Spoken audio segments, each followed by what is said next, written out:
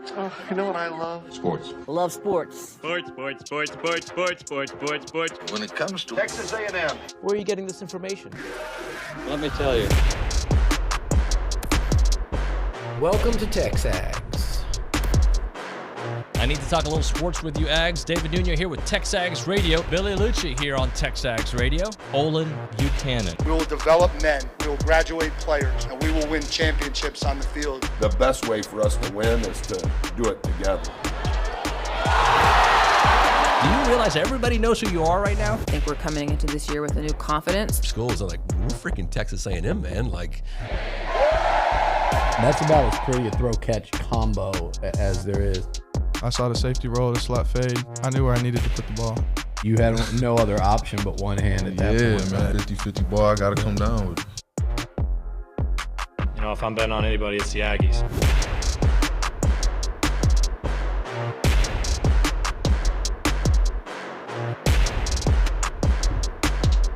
I think we should listen to the Han Solo and Star Wars music today, OB, because A&M does not win that game last night, I don't think, unless Solo comes back. And when he gets hurt, I'm like, oh, buddy, this could be a tough one. Welcome into TexAgs Radio, presented by David Gardner's Jewelers, Rollo Insurance Studio, the Go Hour, presented by The Warehouse at CC Creations. Win streak, win streak, win streak. The Aggies have won 2 straight games, a game where they did everything that I love about them and everything that makes me angry, all in the same half, I feel like, in that second half. Good morning, OB. It definitely was in the same half because they started the half, if I'm not mistaken, with a 10-0 run. Yeah. And they get up by 23. And you're thinking, okay, this is going to be. They got this. But I was a little bit uneasy because in the first half, they had built up a 10-point lead, and it was gone in like a minute, 30 seconds. Yep. So you knew that Mississippi State had the ability to come back. You knew that A&M has the tendency to let things get away, go awry, and it did. Well, the interesting part was both things failed at the same time. The defense was bad, and the offense was bad. Right. They made, I think it was 1 of 11 yeah. three. They made A&M. They still shot made 38%. 7 of 10 3-pointers in the first half. And you're saying, hey, who are these guys? And they reminded you, well, they're also the guy. They are the team that can hit 7 of 10 in one half and then 1 of 11 in the second half. That game, to me, is a microcosm of Manny Obaseki's game, by the way. It was a microcosm of A&M season. Yeah. But you watch Manny Obaseki. Manny's really coming on. What an emergence. He is, but there's a couple plays I'm like, dude, you can't turn the ball over like that. You can't fall. You can't. And then, dude, you can't shoot that 3, and he hits it. Dude, you can't attack like that with that guy covering you the way he – and he finishes, and he hits his free throw. Like, he was great. He's really strong. You know, Manny, I think when he's trying to get a layup or when he's trying to get his shot and he's going in backwards, yep, because he's so strong, I think he can back in on guys. But when he's dribbling forward, but when he's facing his defender and having to change direction, I'm not as confident with his ball handling in that situation. But do you think he's doing a heck of a job for him? He's really emerged. Buzz Williams knows more basketball than I'll ever know in my life. But do you think, and I'm kidding here, by the way, he listened to our show 2 weeks ago where I was like, they need to give the ball to Manny Obaseki more because he provides something different. Do you think that's where it came from the David Nuño knowledge on this show that Nick can pull the evidence to prove it? I absolutely believe that. Buzz always tells us that he doesn't listen, doesn't read, isn't involved in social media, and yet he seems to always know what everyone said or did. So, and that's okay. Look, just I'm kidding. Obviously, this guy has done it every year. He finds something to make the offense get going again. And right now, it's not that Manny's going to give you 30 points or anything, but he brings a different dimension. Well, he does. And what I thought was really key last night and getting away from what has been an issue for A&M is they were able to get a big win and Mississippi State's a good team. They were 32nd in the net. But they were able to get a big win without Boots Radford and Wade Taylor leading the charge. It was Solomon Washington and Manny Obaseki. And if you can get those two guys to be playing more prominent roles, continue to play more prominent roles offensively, then A&M may go on a roll. Yeah. Mississippi State now's lost, is it 3 straight? Maybe. I think they've lost 3 straight. I'm pretty sure it's 3 straight. Well, I'll tell you in like 5 seconds. Let's see. Mississippi State, I have it right here. They have lost 3 straight. They've lost but those 3 have been Kentucky, at Auburn, and now at Texas A&M. Well, sorry, they've lost 3 straight, and they might lose another one. I forget who they have. Got South Carolina. Okay, sorry. Losing streak before Selection Sunday. A&M, hopefully, win streak before Selection Sunday. Let's friggin' go. Because LSU lost last night, too. Yeah, and that actually helps A&M because A&M won. It would have been, had LSU won and A&M lost, that would have been better. But now A&M has guaranteed that they get a first-round bye in the SEC tournament. But, of course, they still have greater aspirations. And if they can beat Ole Miss and then win their first game in the SEC tournament, that'd be a 4-game winning streak. Yep. And their net ranking, for whatever that's worth, it would continue to grow, continue to climb. Then it starts getting really interesting about where they are in the NCAA tournament possibilities. If they win at Ole Miss, do you think they've done enough with just that? Or they still have to win some games in the SEC I think tournament? they still have to win some games. But a win at Ole Miss, you got to look at it this way. They'll still have 6 quad 1 wins. Mm-hmm. I was looking at it last night. It may have changed, but last night only 9 teams have more than 6 quad 1 wins. They will have finished, if you beat Ole Miss, you will have finished 7th in the SEC, a conference that a lot of folks were saying should get 9 or 10, 8 or 9. Yeah. And, you will have gone 500 in one of the better conferences with, again, you got to – what's frustrating is you will have a win over the conference champion, Tennessee. Yep. You've got to win over Kentucky. A beatdown, by the way. You've got to win over Kentucky. Yep. Oh, you're so close to having a win over South Carolina. Had you won that game, you won the Vandy game, you're in right now.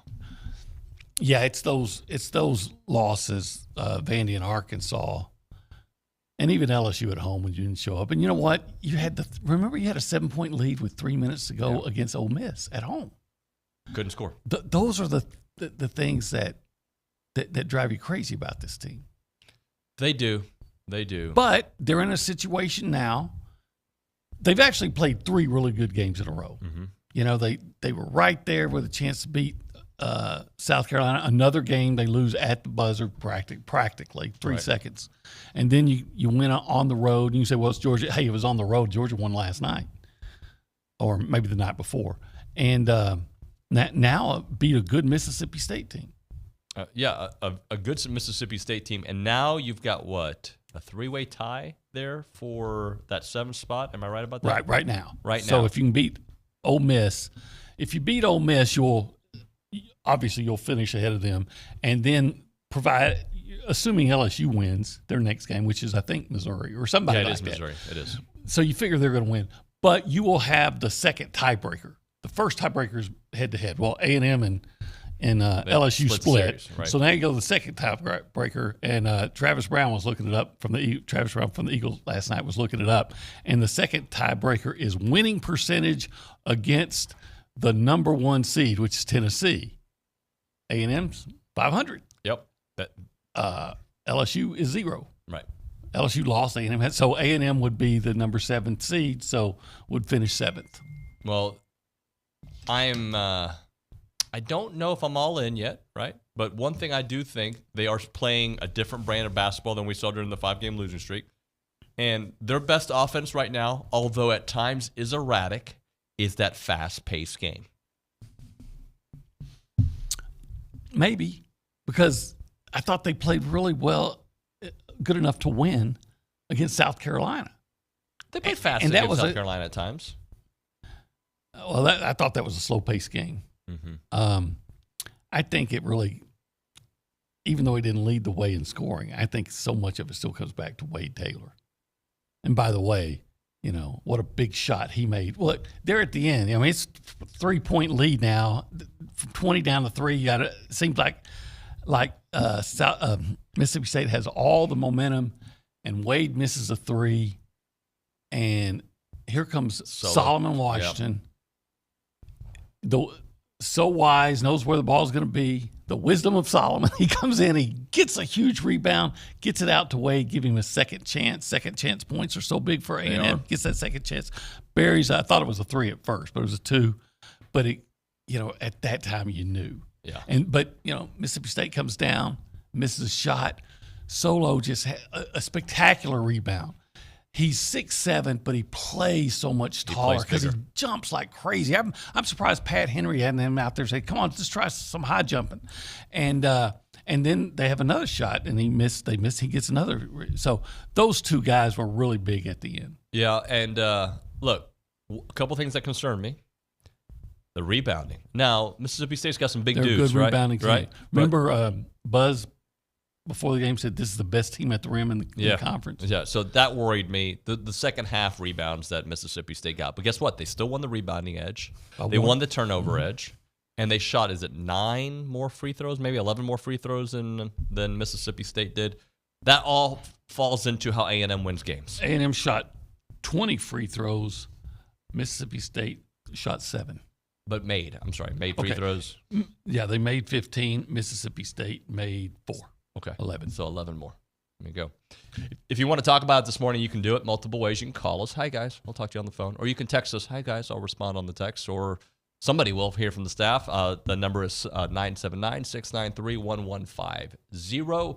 Let's go behind the glass and say hi to Nick Savage. Nick, good morning, buddy. Howdy, good morning, y'all. How are you, buddy? I'm good. Fun. I don't know what you describe that basketball game. It was, sloppy at times, but needed the win. They got it. That's good to see. And over at Olsen Field, Bluebell Park, continue the win streak, 13-0, even though it wasn't pretty for most of the game. But Braden Montgomery, Hayden Schott coming through again. Again, not surprising there.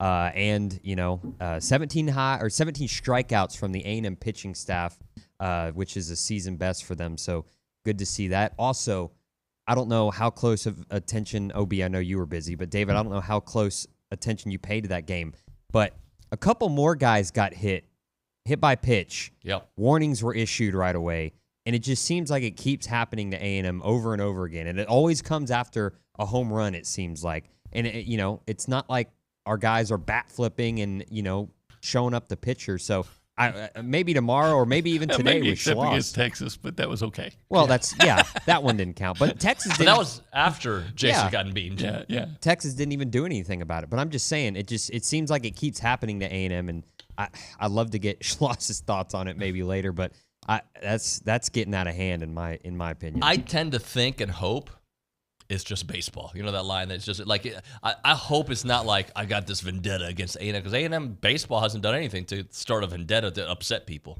Yeah, and like we said earlier, that A&M baseball team, those guys are big. Really you don't big. want to fight. Do you really them, want to get into a fight with those guys? Well, and A&M's not even getting a chance to, retaliate, because every time they get hit, it just seems like the umpires immediately come out and warn both sides when, like you just said, A&M hasn't done anything. Hey, so give a baseball guy respond if Bronny's listening. Like, why do both benches have to be warned? Why? Because they want to prevent retaliation. Right. Okay. So, but the thing is, last night they issued warnings, and then A&M hit a batter next, no ejection, and TSU hit 2 more Aggie hitters. No ejections. I didn't see it, okay, right?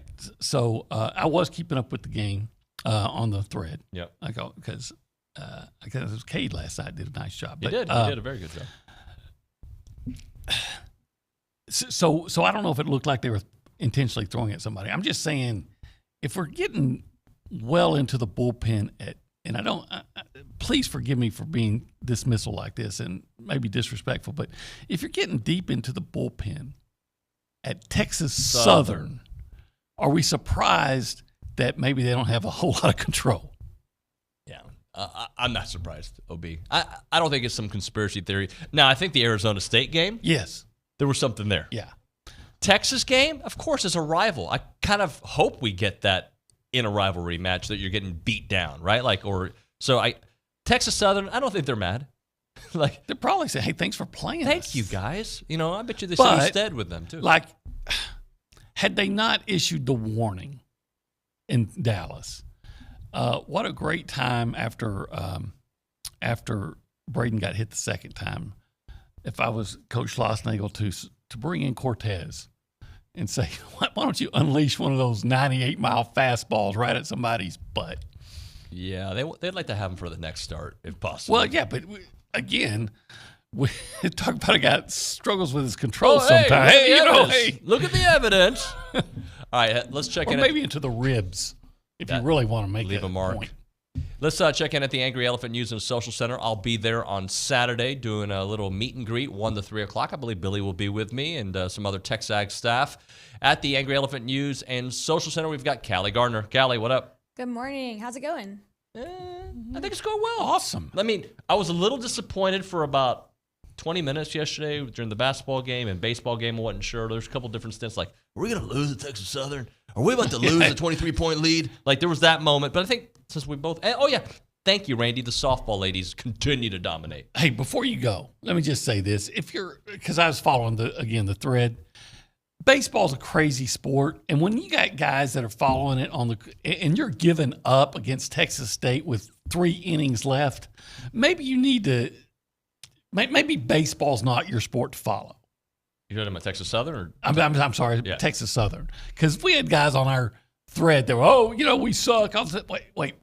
One guy is just like, this team's overrated.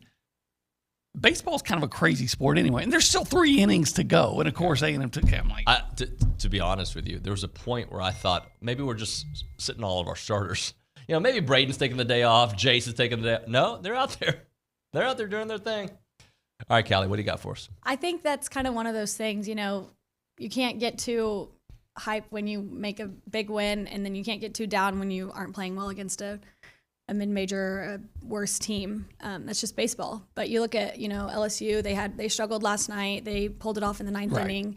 And Florida's lost their 4th game of the year against, UCF is a good team, but, it's just one of those things. Midweek baseball's kind of crazy anyway. Yep. Absolutely, yeah. It's hard to kind of place a team when they're playing a midweek game. But softball is doing super awesome, keeping it on the diamond. They rolled past UNT last night after they put up an 8th spot in the 1st inning and never looked back. They run-ruled the Mean Green 12-0, and they are currently 20-2 heading into SEC play, which starts tomorrow. They host South Carolina this weekend, who is a really good softball team. So that should be a fun series over there at Davis Diamond. They play Friday, Saturday, and Sunday. So if you're able to make it out, I know they would appreciate your support. Heck yeah! We're super proud of the path they've been on this far, so hopefully they can continue it into SEC play. SEC softball is tough. There are a lot of ranked teams on our schedule this year, so excited to see them take on those tougher teams. Aggie baseball. I was at the game last night. It was a lot of fun. There were a lot more people there than I thought, and I think, maybe it was one of those coming off an emotional win over our in-state rival that kind of got us, but, we were talking about Hayden Shaw and Braden Montgomery. They just sealed the deal for us, and we won 7-4 to go 13-0 on the season, which is super awesome. Basketball, they started strong, and then they went a little rocky towards the end, but they were able to hold it out and won last night against Mississippi State. Women's basketball starts their SEC tournament run today. They play at 11 o'clock against Mississippi State, so hopefully they can make a big run. I know they've got South Carolina next if they win today, so that should be tough. But that game's at 11, yes. So our broadcast today will end at around 10:44:32. I just made up the 32 part, but somewhere in that range, OB. Hopefully, they will duplicate and even exceed that run they made in the SEC tournament last year when they shocked everybody by winning 2 games. So yesterday, on the bottom line, I saw that the women are last 4 in right now in the tournament. So a win today would probably but based on the bottom line, right, would seem to ensure that they'd get in. Yep. All right, let's hit a break here. We'll go do a little bit more baseball when we come back. We'll get to your text messages as well, 979-693-1150. Let's talk Heritage Films, and that's documentaries. So if you've got a big family event, 4th of July potentially coming up, Easter, where you got a lot of the family together, why not call Chance McClain to be an eye in the sky to kind of capture that moment with your family, right?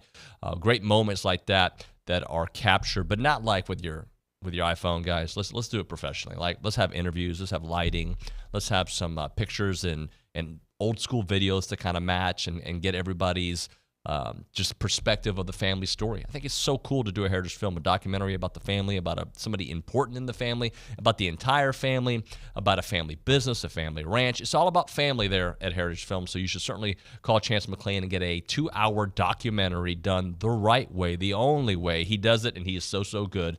He also does the Year Flicks, which is a 20-minute option, basically. It's not the 2-hour documentary. It's more of a Q&A, and it's reserved for the youngers with a green screen. You ask, he's going to ask. You don't have to ask. He'll ask questions to kind of get to know the kid, right, on a different level. Certain things. Who's your best friend? What's your favorite subject? Favorite movie? You follow up that movie here in a couple of years, and then you see how they've grown, how things have changed, how they've evolved. Think about it as a Facebook memory on steroids, right? And this is something you can keep for a long, long time. The website is yourheritagefilm.com. Yourheritagefilm.com. 713-893-8341. 713-893-8341.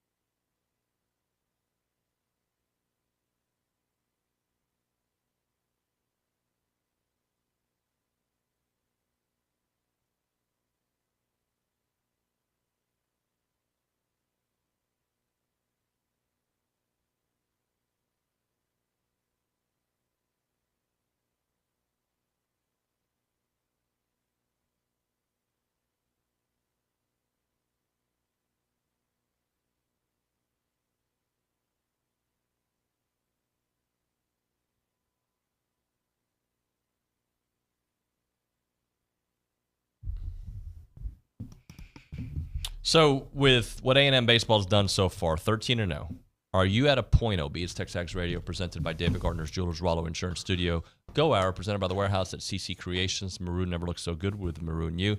Are you at a point with this Aggie baseball team that you're like, yeah, it's not just, early season non-conference swag. This is a team that's for sure going to be in the mix. Yeah, I am. And really, I believe that, and maybe I'm talking out of school here because I'm not at every game. Sure. But I'm really even more encouraged because, they're scoring usually they're average about 10 runs a game, right? And I'm not sure that they're even playing great offense yet because, they're striking out a lot. And, when they do score, it's usually in bunches instead of manufacture a run here and there, Yep. And I just feel like you're going to see more consistency from them. I go back to what Broniger always talks about when he talks about Lavalette last year, how he struggled early. And then when he got comfortable, all of a sudden he just, erupted, right? Yep. And maybe we're going to see more of that from Gavin Rahovic. I hope so. And some of the other newcomers. But, yeah, there's power up and down the lineup. I guess what I'm trying to say is there's power up and down the lineup, and I bet you're going to start seeing more guys getting on base in front of that power. Isaac Morton yesterday, 7 Ks. You got 4 from Josh Stewart. As a staff overall, they had 17 strikeouts. Let's listen to Jim Schlossnagle last night after the hard-fought victory. Winning is hard, man, and continuing to win in this sport is even harder.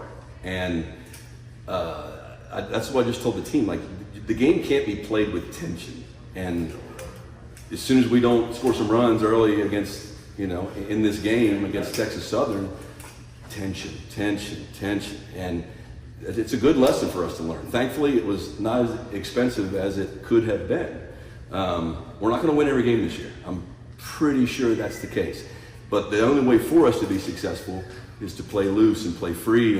And I think tonight there's just an entire night of pressing on the bases. Guys weren't trusting what we do, swinging at bad pitches, and that's not how you can play. And thankfully, we made some pitches. I thought we pitched pretty well out of the bullpen. It took a lot of guys, which is good. It's a great experience for us. But we'll take it. We need a day off, and excited for the weekend. Pay attention to what he said there because I think there's so much truth in that. People are focused on Texas Southern, the team. How can you be down to Texas Southern? By the way, every team in the country has struggled with some teams this year, right? All the top teams have. But my thing is you have to go through those struggles to be the team that you want to be because you are going to get punched in the mouth this year. That is inevitable in baseball. Well, plus, look, in all sports, there's just a reality that you're not going to be up on your game every night. And that's why you lose to Vanderbilt, right? That's why you lose to LSU because you're just not on your game. And the night before, as a team collectively, they were all at a emotional high, right? Right. And then probably less than 24 hours later, you're doing it again against a team you're going to beat. And I just don't think, it's hard to maintain that edge all the time. And that's probably what was going on there, and they just weren't sharp. Yeah. And yet they still found a way. They were when they had to be, when they absolutely had to be. So, you're down, what was it, 3-1? And I was like, well, there's a 3-run home. Oh, there's another 3-run home when I had to. So had they lost, I wouldn't have overreacted. I would have reacted. It's what happens in midweek college baseball. Never good or bad, unless it's a big time rival like Texas, a big time. Never good or bad put too much or even react to a midweek game. Didn't the year they went to the College World Series a couple of years? I'm trying to remember. Seems like they had a bad midweek loss or two that. Maybe I'm confusing it with the year before or something like that. But I've seen them have bad midweek losses before. And you say, how did they lose to that team, right? Midweek games in college baseball, especially when you played a highly emotional game the night before, is is no reason to get upset or too jubilant. And that's what I was talking about on our thread. What are some of those guys doing that are just like, oh man, we're see, I knew we were overrated and all this. Shut up. What are you doing? If that's how you react to a midweek game and all, baseball must not be the sport for you, because you're going to be in emotional swings all the time. Yeah, so I think what happens, OB, is message boards become an extension of your stream of conscious. Sometimes you don't have to say what you're thinking, because I have moments where I'm like, maybe we're not like, I'm not saying with Aggie baseball last night. In general, with sports, I have like these thoughts that hit me for a quick second, and then like the better of me is like, what am I talking about? Like, it's one game. Like, we all go through that. That's why you don't have to post everything you think.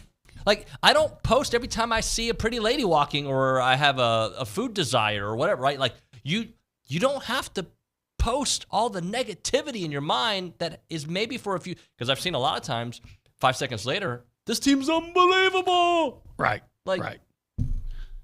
But in was baseball, that Dickie V? yeah, it was. Yeah, you sound like Dick Vitale. No, that was not bad. I'll say this. I'm going to make the football analogy. A struggling, or even if you'd lost to Texas Southern in baseball, yep, it's not like had you lost to Appalachian State in football. That tells you there's a problem. Yeah. But in baseball, that's just, okay, you had a bad day for probably a lot of different reasons. Yeah. And yet, when they had to, they went out and made the plays they had to make. Steve McGee's in the lobby. Good to see him. Oh, let me read this real quick. So you know, obviously you know about the wildfires there in the Texas Panhandle. One of our listeners, viewers, Cam Blackwood, follow him on Instagram or send him a message if you want to help out. It's he is HEIZ Blackwood. He is trying to help out. He's going to be loading up his trailer with supplies, and they've raised a good chunk of change to do so, hoping to get him more of a financial push to raise the funds before he leaves on Friday. If you find him on Instagram, you can see a bunch of the stuff he is doing. He's on Facebook as well. Cam Blackwood. He sent me his number if you need it. I'm not going to put it on radio. I don't what want an spammers. Amazing, yeah, just thing to do. Yeah, it is. So obviously we know many people in the Brazos Valley is trying to help out, and if you want to help, reach out to a good Aggie Texans there, Cam Blackwood. Taking care of Texans. I love it. He is, with a Z, Blackwood. He is Blackwood. Cam, I bet you made that Instagram account when you were a little younger. That's just my guess, but maybe not. Maybe you couldn't get He is Blackwood with an S. Right now we're talking about the Brazos Running Company located at Century Square. My people out there, what's up to Mike? Locally owned, Aggie-owned and operated specialty running store with all the best selection when it comes to the shoes that you want to get out there. They've got Brooks, not Bronze. I don't know if Bronny has a shoe out there, but they got Brooks, they got On, they got Hoka. So if you're a runner, if you're interested in fitness at all, if you're a walker, hopefully you're getting your steps in, the right shoe makes all the difference in the world, especially when you go to the Brazos Running Company, because they're passionate about finding the right shoe for you and your needs. They're going to evaluate your gait. You're going to see what you're doing, see if you're a toe striker, heel striker, how long your gait is, whatever it may be. They're going to look at it, and they're going to get you the right shoe. And they got other things there, too. Birkenstock is there. They got Vuori, one of the hottest clothing brands out there. So make sure you check out the Brazos Running Company for your running gear or your fitness gear. Located there at Century Square below the Star Cinema Grill. It is the Brazos Running Company.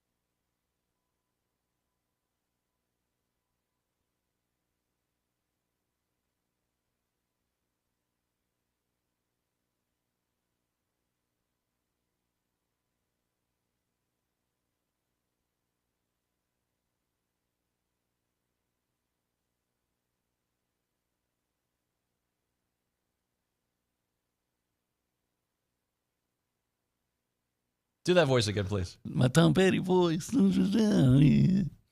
It's a bad impression, but I don't think I do any good impressions.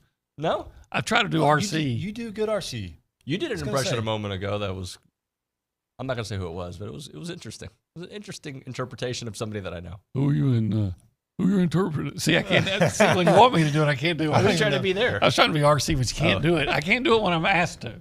Yeah, it definitely difficult. I don't even know who was impersonated. I'll tell you at the break. Yeah. It was funny.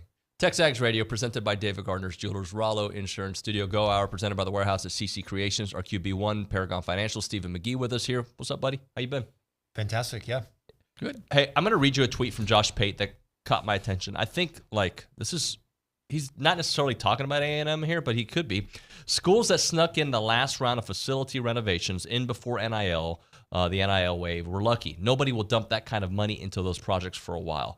A&M's got the money to do NIL, and they started all these projects. I think it's a pretty fair point.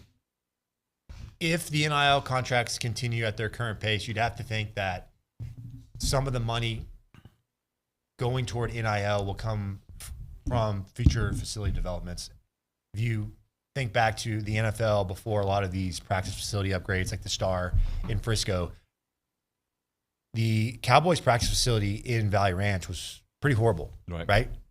And the point there is to say that the free agency dollars were going after getting good football players, not necessarily having great facilities. But then they realized that sometimes having good facilities helps sign better quality football players, right? But there's only X amount of dollars that can go after the program, right? Whether it's facilities and or NIL players or paying coaches and, millions and millions of dead dollars. So to me, I think the first thing is going to be paying the players, and then facilities are good enough. Well, you're a big money ag, so when you contribute, do you prefer your money going to a collective to pay players, or do you prefer your big money to go to facilities? Boy, this can be a hot button. Big money ag. So my $10 I gave. $10. It's golly, this is hard. If I would feel better about giving money to players if I felt like the end result was in their best position. I just feel like NIL takes away from their longevity. I think that it's short-sighted for these players. The best thing that these guys can do, we talked about this in a previous show, is get a degree. Yep. And graduate from a school. Mm-hmm. Getting that degree from Texas A&M is worth way more than getting $10,000 from an NIL collective. Great. I know that a lot of these guys don't come from a lot of money, and $10,000 is a lot of money. Good. I'm not discrediting that, but my goodness, the degree is worth so much more. The NFL deal, it's few and far between, and it's a very small percentage. So if you're playing it by probabilities, the probability is that even if you're a 5-star kid, the likelihood of you making enough money through the NIL and the NFL to be retired and never have to do anything the rest of your life is so dang slim. It's true. Well, think about it. Professional athletes who made millions and millions of dollars. I'm thinking of Antoine Walker with the Mavericks. I think he made like $70 million. He was bankrupt. Like Allen Iverson. Allen Iverson, thank you. Like there's all these examples of superstars that went bankrupt. What about the kid who's making a nice money, who's short-sighted, and like what his future looks like 5 years from now, 10 years from now? Well, I think that was the ultimate point, is to say, like, if I felt like the NIL was preaching getting the degree and that there was some level of loyalty to Texas A&M, who I'm loyal to, I'm not going to be as loyal to a 5-star player that's going to be here for a year as I am to Texas A&M. So in this argument, I'm going to be more keen on giving money toward a facility that's going to be involved with Texas A&M forever. Whereas the NIL, these kids, I mean, you saw the Saban comment that came out this week about, the conversations he was already having at the end of the year. It was not about losing and disappointment and like, hey, how can we get back and win a championship? It was about, am I going to play next year, and how much are you going to pay me to play? It's not about the team. It's not about, hey, what do we got to do to get better? It's about me. And That's hard for me right now, right? Yeah. I'm against that. And so that's why I'm not a big fan of NIL. There can be an element of me, but if that's your driving factor, then you're going to ruin the culture of a program. Yeah, I mean, I think the me's got to be, I want to be the best I can be to help my team be the best our team can be. It's not about me. It's about our team being great. But I know that for my team to be great, I've got to do my job at the highest level. So whatever I got to do to be great. It's not about what this school owes me. It's about what I can do to help make this school better, right? It's a very different element of me. And see, I agree with that 100% fundamentally. However, just like being the old guy that's yelling at the clouds, I'm convinced that that's an old person's point of view. The new age, they don't think that way. And I don't know. I mean, some would, but for the most part, I think it's about what can I get. Yeah. And team spirit and all, and love for university and all those things. I think among too many athletes today really doesn't exist. Well, but then those opportunities will be minimized in the future because of lack of interest. At some point, the moneymakers are all old, by the way, right? Like that's exactly what I was going to say. Right? And they're going to want money. You don't like the NBA. The NBA still does well globally, but in the United States, it's been going down. Yeah, I totally agree. And look, the player that does show up and is loyal to Texas A&M, that does graduate, is going to set himself apart. It's an incredible opportunity for a student athlete to come to a school like Texas A&M, to be loyal to this program, graduate with a great degree, and then really differentiate themselves. When you look a decade down the road, that's where the opportunity set is, in my opinion. I think, and I may be dead wrong on this, I'll say this right up, but I think that from what we're talking about, down the road, maybe not even far down the road, is going to enhance the 3-star athlete.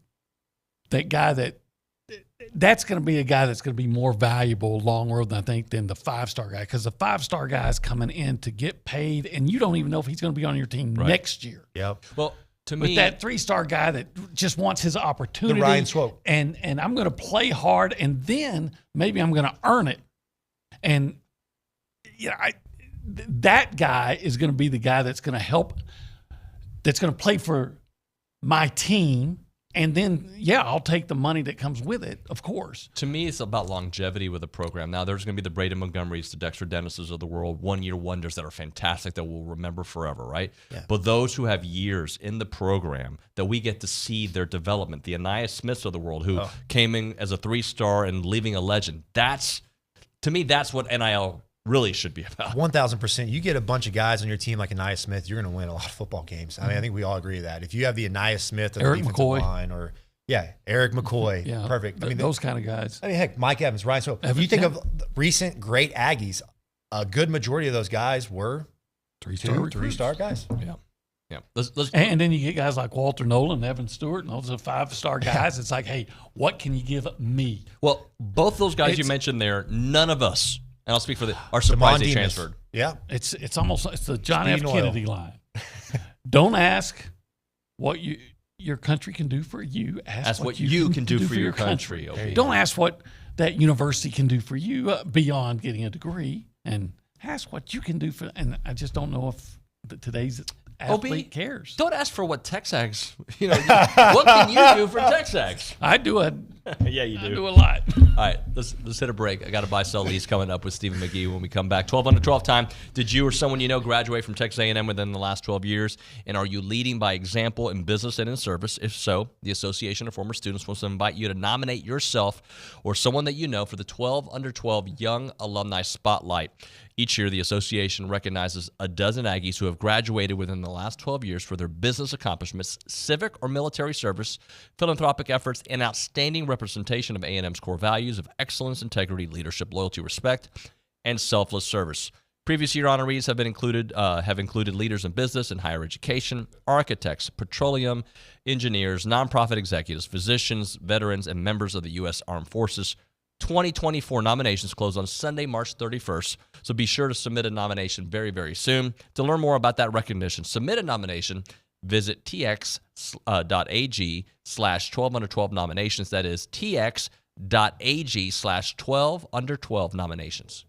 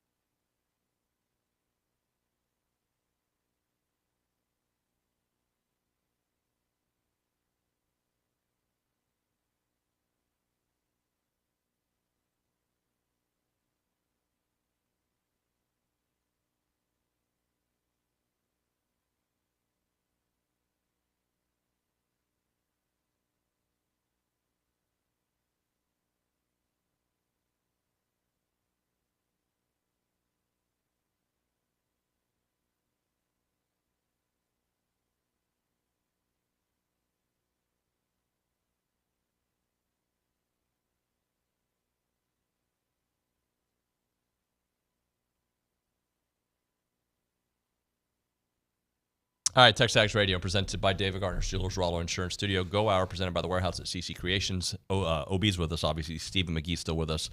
So Bruce Feldman for The Athletic wrote this article, top 25 head coaches in college football. Elko was not on that list. I don't know why. Somebody said there's a reason for it. Doesn't matter. This is not what I want to talk about.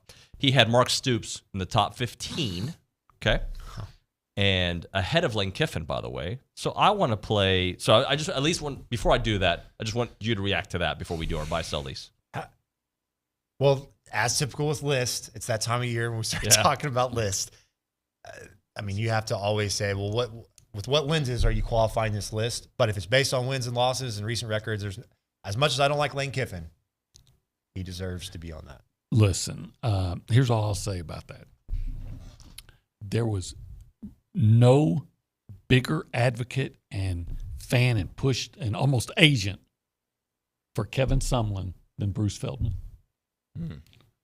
Bruce Feldman was always, oh, this is how great Kevin Sumlin is. Kevin Sumlin's this. Bruce Feldman was like Kevin Sumlin's agent. And Kevin Sumlin failed spectacularly after the first 2 years at A&M. when after he didn't have Johnny Manziel. He failed spectacularly and went to Arizona and failed even more spectacularly.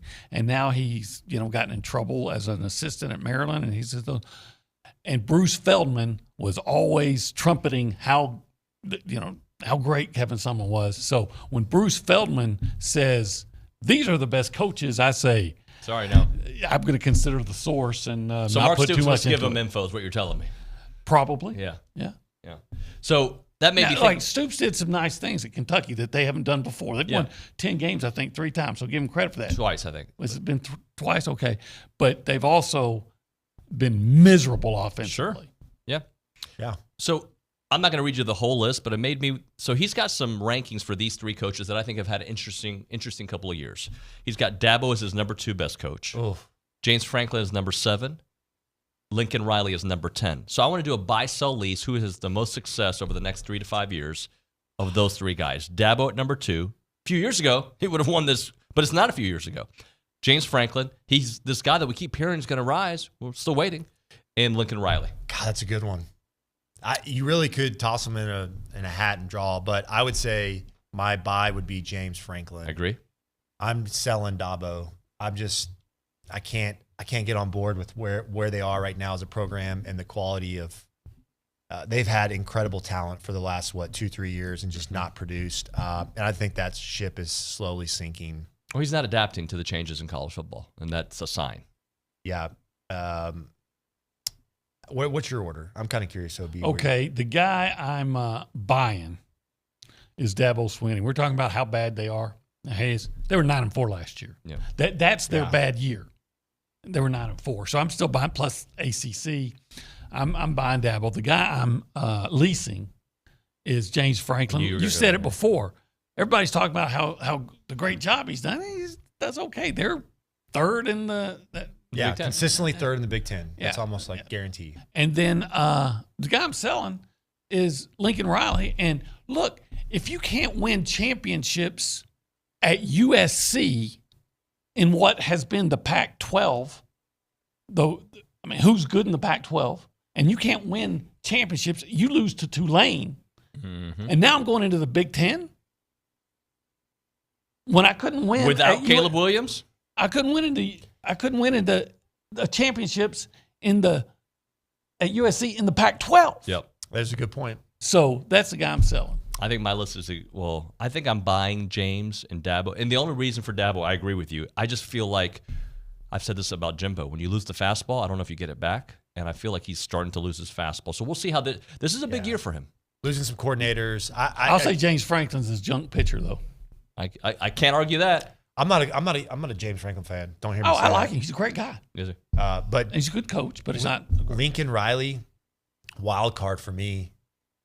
His offenses can get hot, but if you to OB's point, if you can't do it at USC in that conference, I mean they were subpar with a number 1 overall quarterback.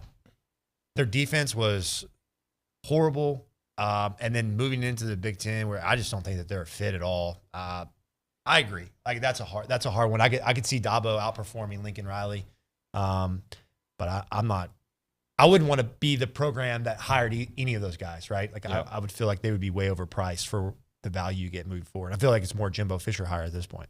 Thank you, Steven. Yeah, good to see you. OB, great job, buddy. Thanks. Good to see you both. All right, when we come back here on TexAgs Radio, Jim Schlossnagle, Richard Zane, do a little baseball. We'll talk to Roy Philpott, who was on the call for basketball after that, AT. That and more is TexAgs Radio.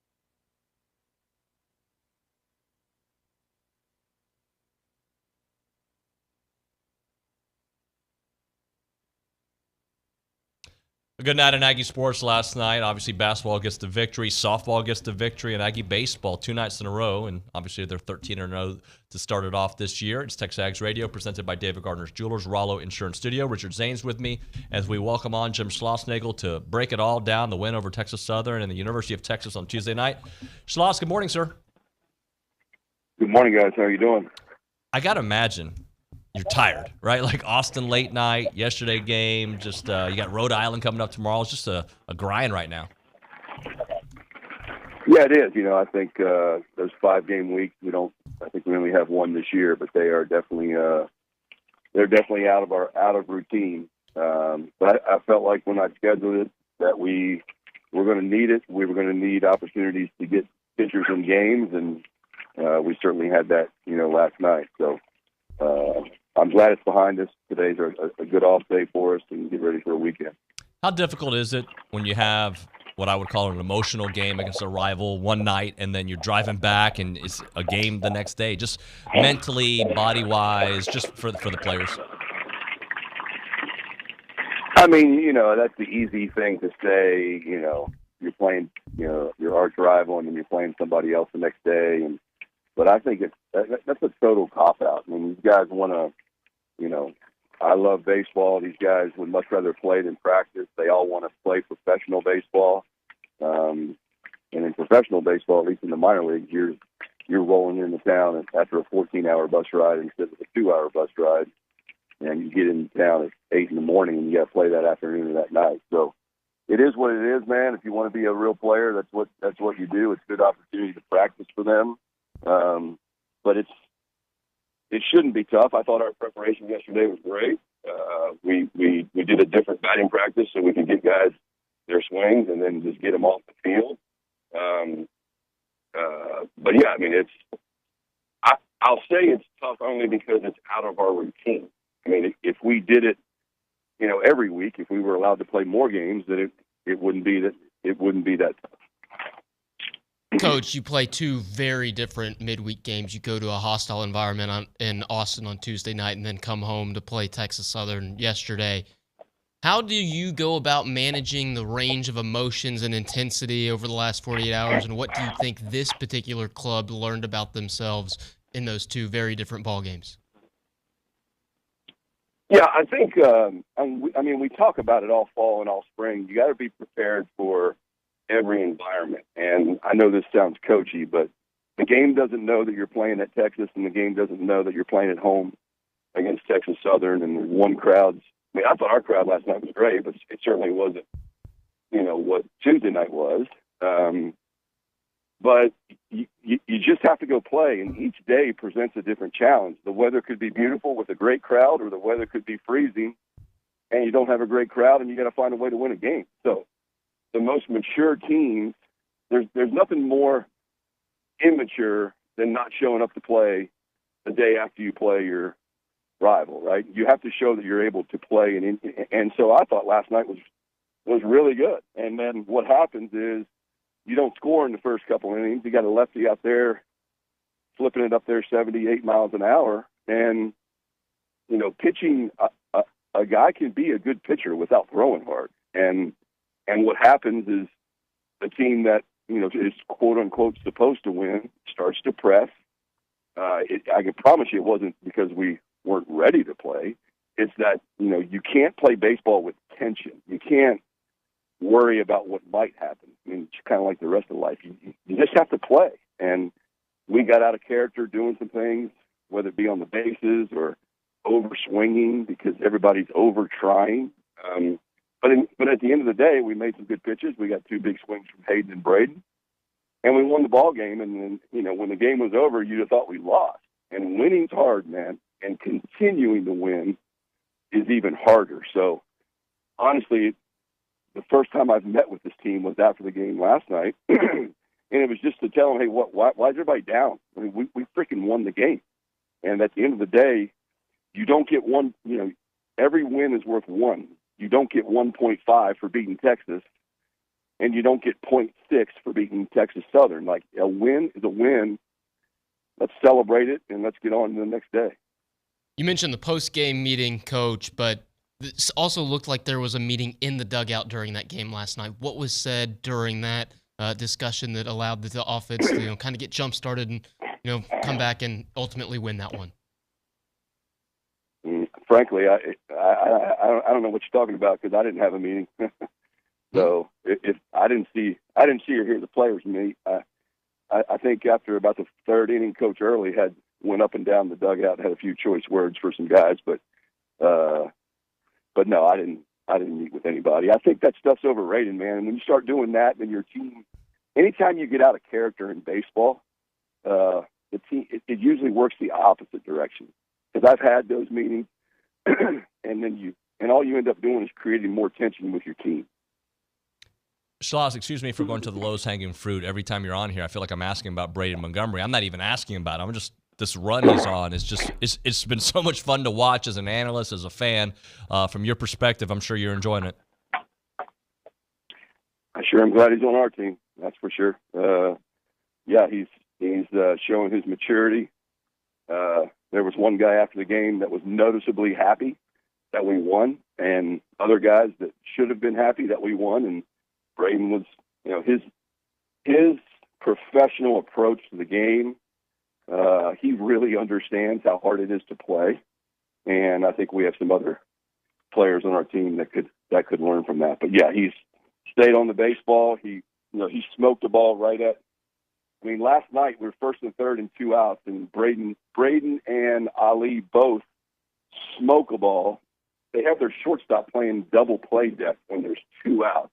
There's no reason for the guy to be even standing there, and both of those would have been hits. But they were out. But and he didn't show any emotion. He didn't have poor body language. He didn't pout.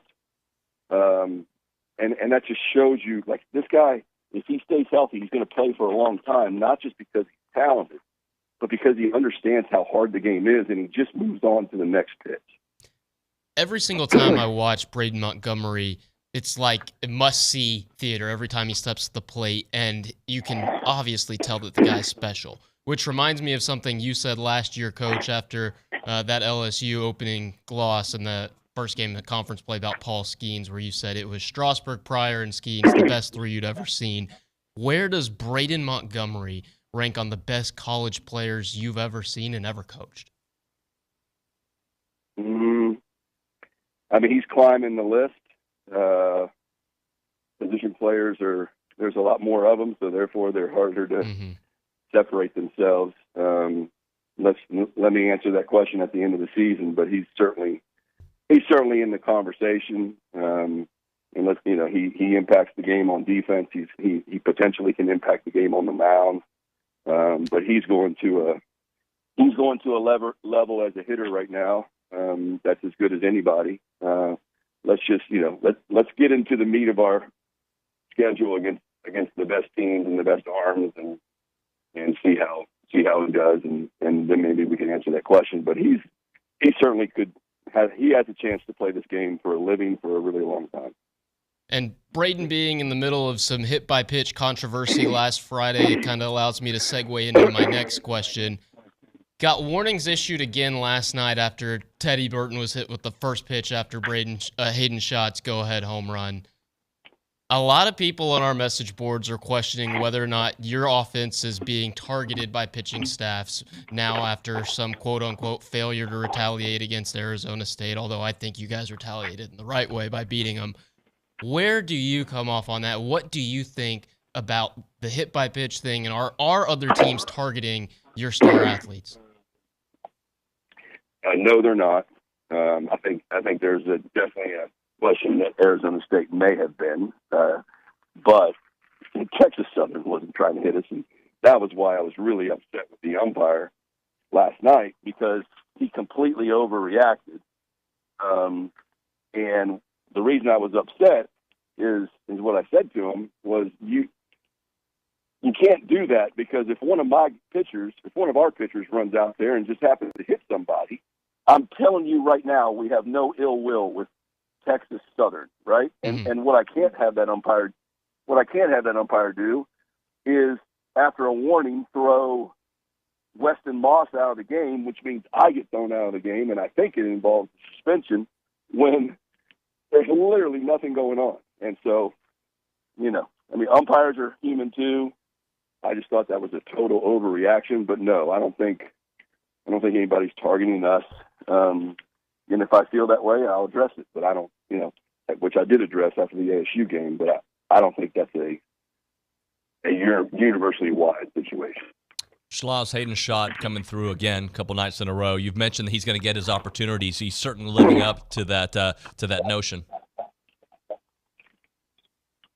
Hayden Schott, yeah, he's our starting left fielder and sometimes DH when we're looking to get some of those young guys, Jet and Caden and maybe Chestnut at some point, some at bat. So he's a huge part of it because they're not all going to be clicking at the right time. And so when you have a Grahovic and Lavalette and Montgomery and Schott and Ted Burton and even Jackson Appel, those guys are really good players.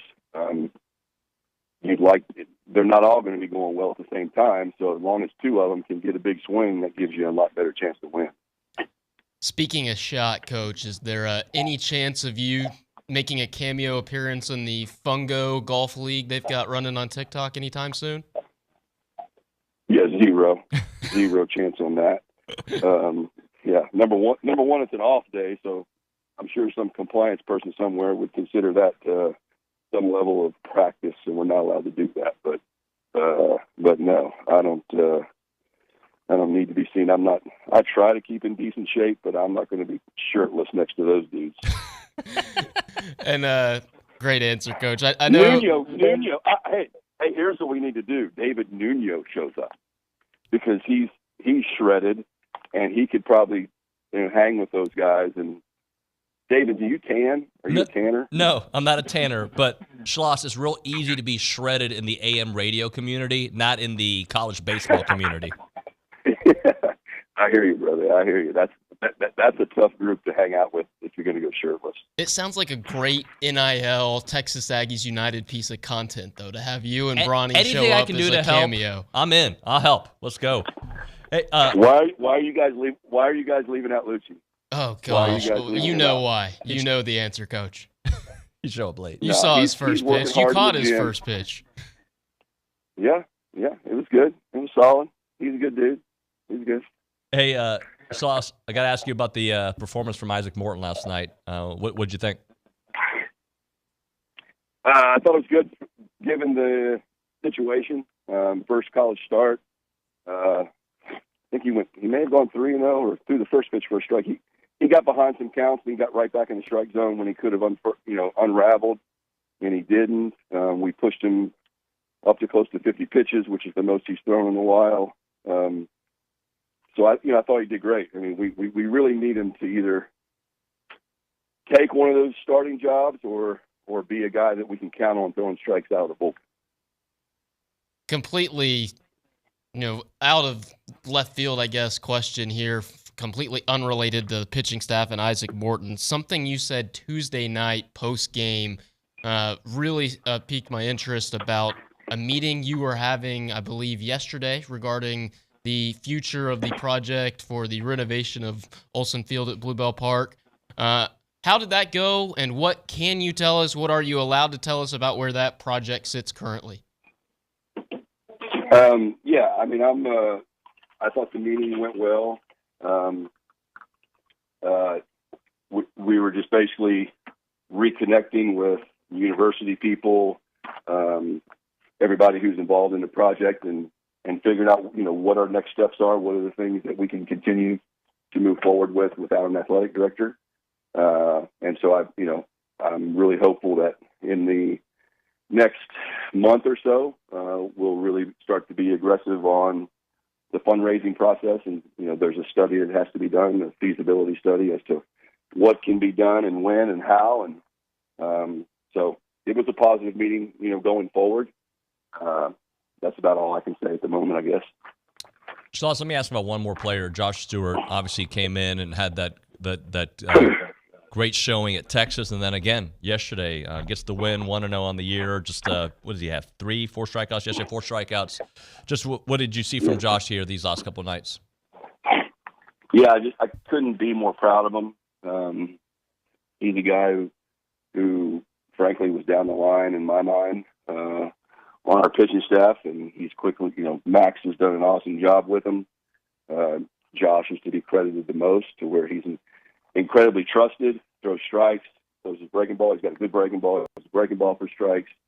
He can throw it to the lefties, and we're obviously seeing that Evan Ostenbach and Shane Sadeo, if everybody on the starting front stays healthy, those guys are going to be massive pieces of our bullpen. So we have to have a right-hander that can go out there and do it, and a right-hander that can do it both against right and lefts on the days that Ostenbach and Sadeo may not be available. So I thought he did great.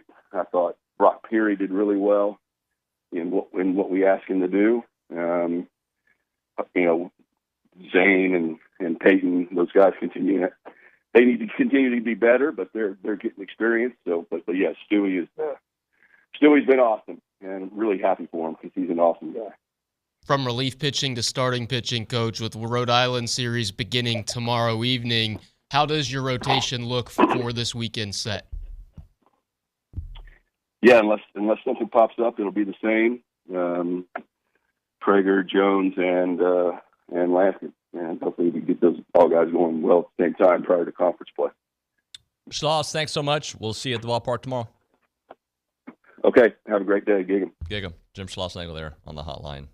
Always a fun interview. I wanted to ask the hit by pitch question just because I'm really, really tired of seeing posters on the message board think that A&M's being targeted, right? It's like, I get it. I think Arizona State did throw at Montgomery twice on Friday night. Texas was not throwing at Jace Lavalette on a 3-2 pitch in the first inning in a rivalry game. Right. It just hurt. Any sort of knock or bump that you can give Jace Lavalette on his left elbow is nothing compared to the bragging rights the Longhorns would have much rather earned. There's no way Tanner Witt's throwing it.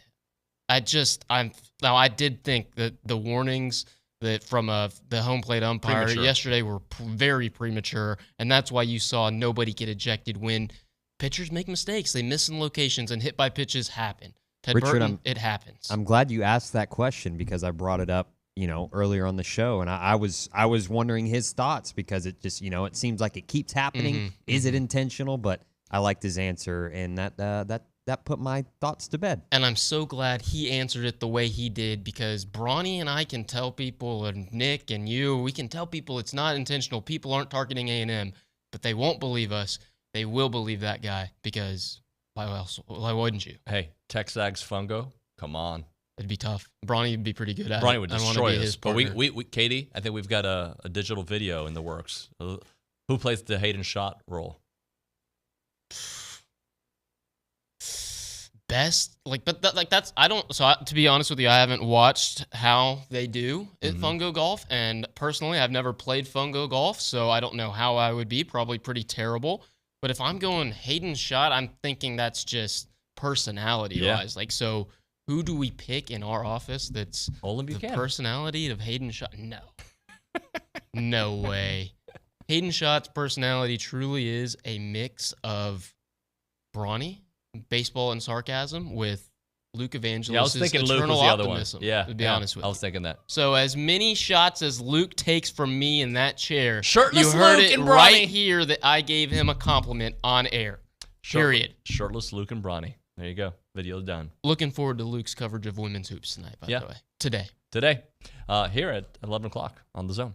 Troubadour Festival time, a Texas barbecue music experience, returns to Texas A&M's Aggie Park here on Saturday, May the 18th. It was a fun time last year. If you made it, you know exactly what we're talking about, and it's even bigger and better this year. They're bringing 35 of the best barbecue joints in Texas for you to indulge in unlimited samples, like going to Costco all over again for their incredible smoke creations, and you can't forget about that awesome music out there. There's live country music on 2 stages all day, including the headliner, country music icon Travis Tritt. He'll be joined by Texas country legend Pat Green, as well as William Clark Green, the Red Clay Strays, Cameron Sackey Band, and much, much more. Whether you want to experience the barbecue and the concert or just the concert itself, there's a ticket for you. Tickets are on sale right now at troubadourfestival.com. That is troubadourfestival.com. Get your tickets right now, and we'll see you at Aggie Park on Saturday, May the 18th.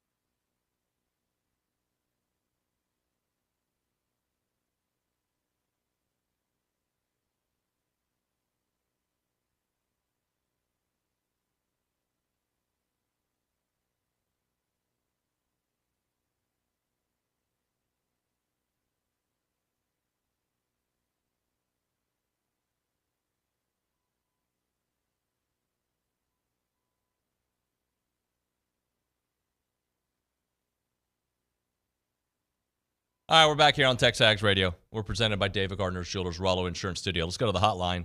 Roy Philpott was on the call last night on the SEC Network. Roy, good morning. How you doing, bud? Doing well. Good to be with you today. Doing very good. Just trying to get back home after last night there in College Station. We enjoyed it. We had a good time. Well, we're not going to talk about the basketball game first. We're going to talk about something else that caught my attention. I think you know where I'm going with this. I saw that video with you and Fish where you nailed the shot, and you guys kind of floated out there as one-take Jakes. For those who didn't see it, I forget what play you all were running that Fish was trying to explain, but you kind of came in, you ran through, you lined up for the three, and you nailed it.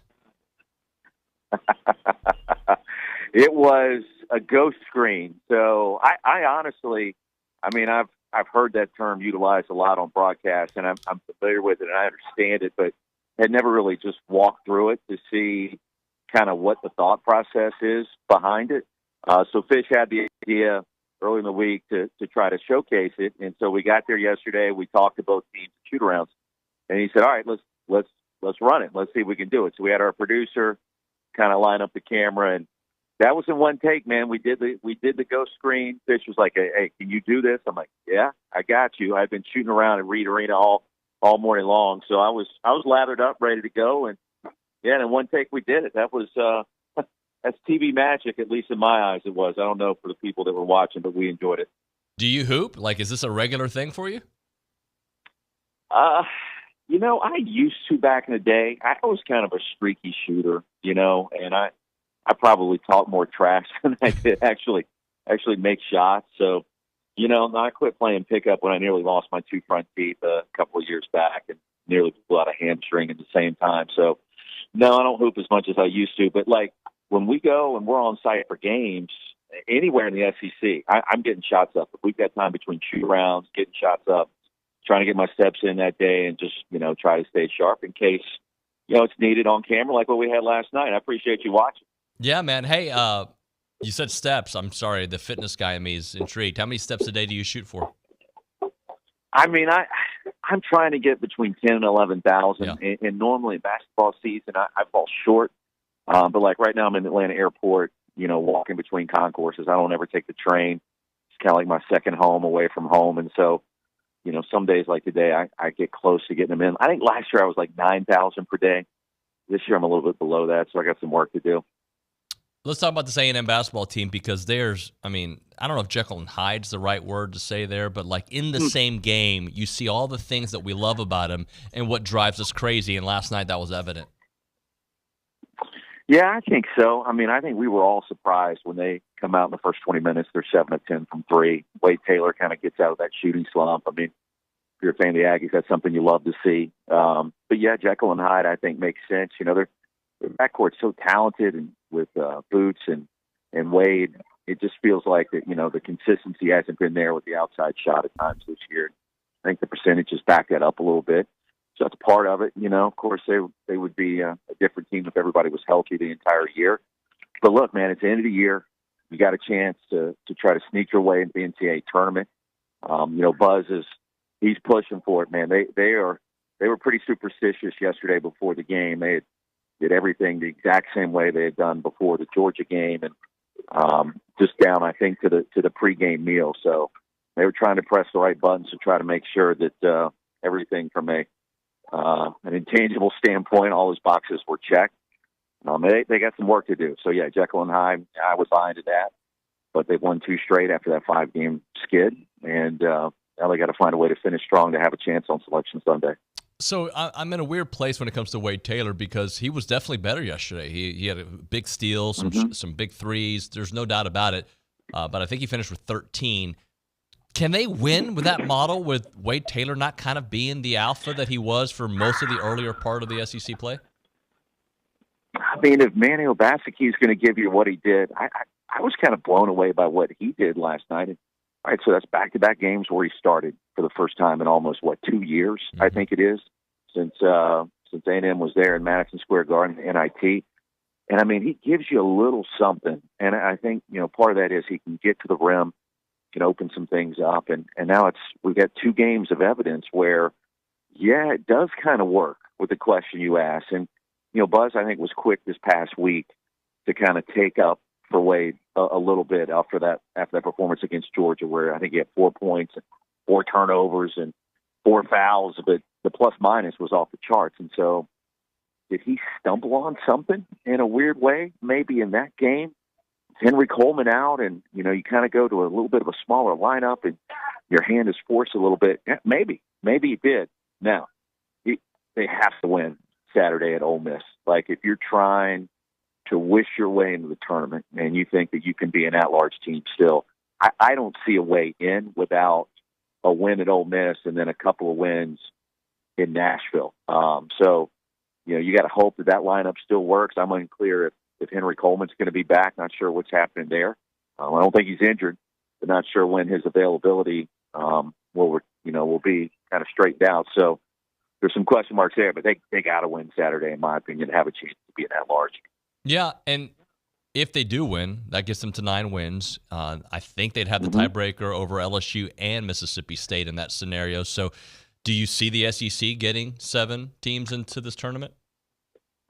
Oh, 7 easily. Yeah, I think, and I said yesterday, I maybe even said it on air, but I feel like Mississippi State, don't tell us Chris Vance, but Mississippi State could lose out. And I still think that their resume is good enough with the wins that they had, earlier against Auburn and Tennessee. I mean, that holds up really well now. The only thing on their resume, I think, is that loss to Southern when they didn't have Tolu Smith. But, yeah, I mean, I think, 8 teams or 7 teams are a lock, and then A&M can it be the 8th? And that's kind of where it stands in my eyes. I've texted a little bit with Joe Lenardi about it, and we've talked about different things that could happen if Tolu Smith was healthy. How would that have altered Mississippi State's record and their stance like earlier in the season, and how would that have impacted the outcome of the game last night? Would that have been a different quad victory for Texas A&M? And I don't think it would have been. But anyways, kind of rambling. I do think 7 are in. A&M could be the 8th. I don't see a path without a win Saturday, though, at Ole Miss and Oxford. Well, if the committee is willing to give the grace to Mississippi State, do you think they'd give that same kind of grace to A&M, who did miss Boots for big stretches of the season, who did miss Henry Coleman, who didn't have Julius Marble? I mean, the U of H game, isn't that the game that the Boots didn't play in it? So, like, A&M has that same kind of claim, too, but I feel that 5-game losing streak is what is the brightest light, unfortunately. Yeah, I mean, the loss at Vanderbilt, I mean, just talking to staff yesterday, like, that's the one game, if Muñoz doesn't throw in that prayer, and he could have traveled there at the end, right? I mean, there was some controversy with the ending of that game in Nashville. Like, that's the one that really stands out. I think if that doesn't happen, I think A&M is right there among, the last 4 teams in or the first 4 teams out, according to all the bracketologists out there. So that I do think the light shines pretty brightly on the streak, the 5-game skid that you referenced. But that Vanderbilt game, that's the one you would really like to have back. Boots was not there for the U of H game, which I think, like you said, was a 4-point setback. The committee does consider that. And look, there's always teams on Selection Sunday that people have in, that get left out, and vice versa. So can the waters get muddied enough with the rest of the bubble? And I think that's the one thing you got to pay attention to. Like, you got to look at teams that are also on the bubble. I mean, off the top of my head, Wake Forest comes to mind, Virginia comes to mind. There's teams within the Power 6 conferences that, are sitting there. You need to root against those teams because it's not just about what you do this time of year. It's about what all those other teams do. And so you got to root against them and hope that, I think maybe 3 wins.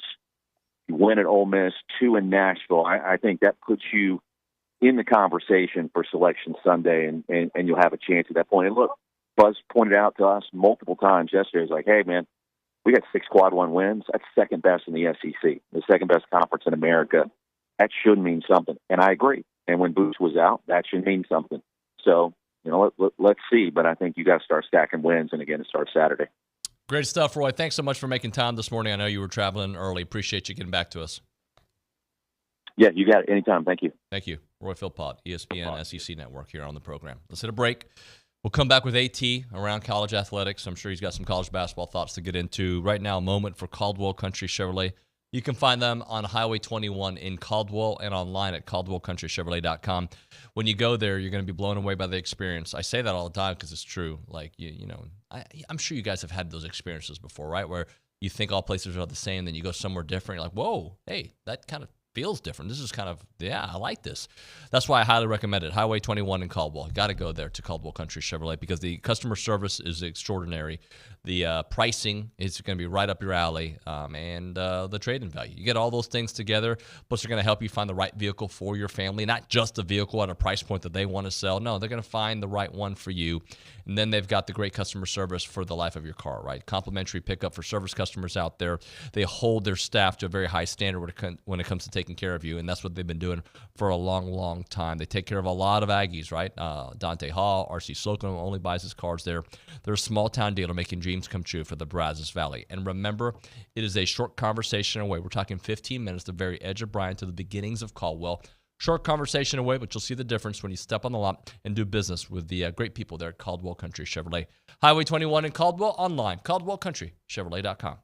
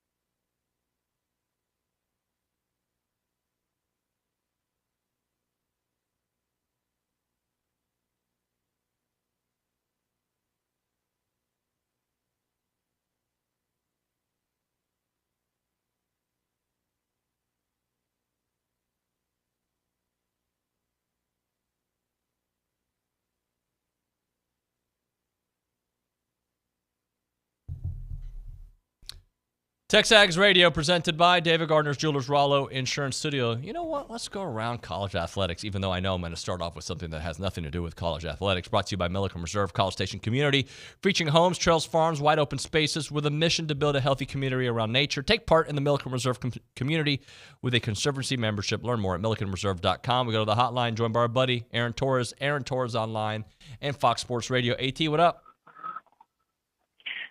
Not much. I mean, you said we're going away from college sports. Are we going to this thing that you were tweeting about? I just went on social media, and you never tweet, but you already have apparently bought like front row seats for this Jake Paul-Mike Tyson fight. Well, two things. I don't like to tweet anymore. I hate it. I hate social media. I used to do it all the time for work. So, yeah. And I know it's going to make me a dinosaur and kick me out of the business at some point, but I'm taking a stand. You don't need to know what I'm eating and when I go to the restroom. That being said. Well, and that. Go ahead. That was why I was stunned to see you tweet. That's why I was like, wow, he must be really fired up if he tweeted about this. I go through my waves, though, because when I tweet, I rapid fire. There'll be typically I know today's only one. There'll be 6, right, hot sports takes. And then there's nothing for 6 years. So it is what it is. Okay. All right. Look, Mike Tyson, I saw him fight Holyfield not that long ago. They did the old man fight. He did not look good, in my opinion. I hope he destroys Jake Paul. And when I say destroy, I hope he knocks him out. Yeah, I don't know if I have a strong. Am I allowed to not have a strong opinion? What I've said about this consistently is, so I don't know if I ever told you this, but so before the Nate Robinson fight, this was obviously Jake Paul, not Mike Tyson. I got set up with Jake Paul on my podcast for an interview. And I'm pretty sure that the PR person that set it up got fired because my podcast is not important enough to get Jake Paul. But anyway, I bring it up because I interviewed both of them. And my big takeaway was, this was all fun and games to Nate Robinson. And you could tell, I was like, I'm not enough of a boxing expert to know if Jake Paul will be good. But you could tell that he was taking it seriously in a way that Nate Robinson wasn't. So I've grown to like and respect Jake Paul because I don't know. I'm not bothered by the antics. I mean, that's just part of the fight game, as the kids say. But he does take it seriously. I think it's kind of his little thing. He's found his little niche in life and everything like that. And so I don't know. I'm not as triggered by him as others. But yeah, I don't know about what is Mike Tyson's got to be closing in on 60 years old now. I mean, I don't even know how this is sanctioned.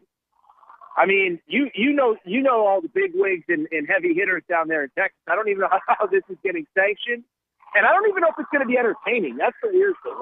There are people that Jake Paul could fight that I think would be entertaining. I don't know that a geriatric grandpa is one of them, but maybe that's just.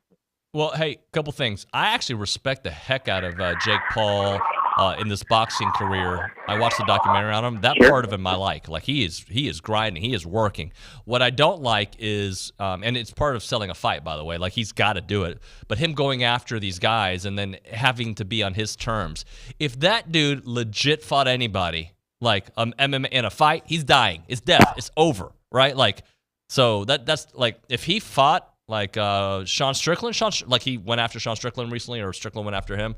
Strickland would destroy him in 14 seconds, and he would be dead. Well, that would be sad if he died in the ring. Yeah, I don't know. I mean, I don't know if I haven't had enough coffee yet. I'm just going to be honest. You just seem way more fired up about this than I do. And, you said that you'll rip off 6 hot sports takes back to back to back. Maybe these are ones for Twitter because I don't I feel like you really want to get into this with me, and I just have nothing to respond to. No, I lost interest. No, your lack of passion made me It is. I'm like the Texas A&M basketball of Jake Paul conversations. I just didn't bring it right now. I just didn't bring it. I'm sorry. That's all right. It caught my attention, and I know that you're well versed in all things in life. So I'm going to ask you about. Good. And I know you were fired. I actually feel bad because I know you seem very fired up to talk about it, and I just wasn't ready to bring the heat. So I apologize. I think you're fired up about not talking about it. That's what I think. Yeah, that is 1,000% accurate. You have read the room very well. Yes. Hey, let's talk about this Aggie basketball team because we just had Roy Philpott on the show from ESPN. He did the broadcast last night, and he said something that is not his fault, by the way. It caught my attention that I didn't like. he was like, he thinks that Mississippi State could potentially lose out and still make the NCAA tournament, and that he thinks the NCAA may give them a little grace because they were missing Toto Smith for a couple games that they lost. And I'm like, wait. If A&M wins, they lost Boots for stretches of the season, and they lost to U of H without Boots. They've lost Henry Coleman the last couple of games. They don't have Julius Marble.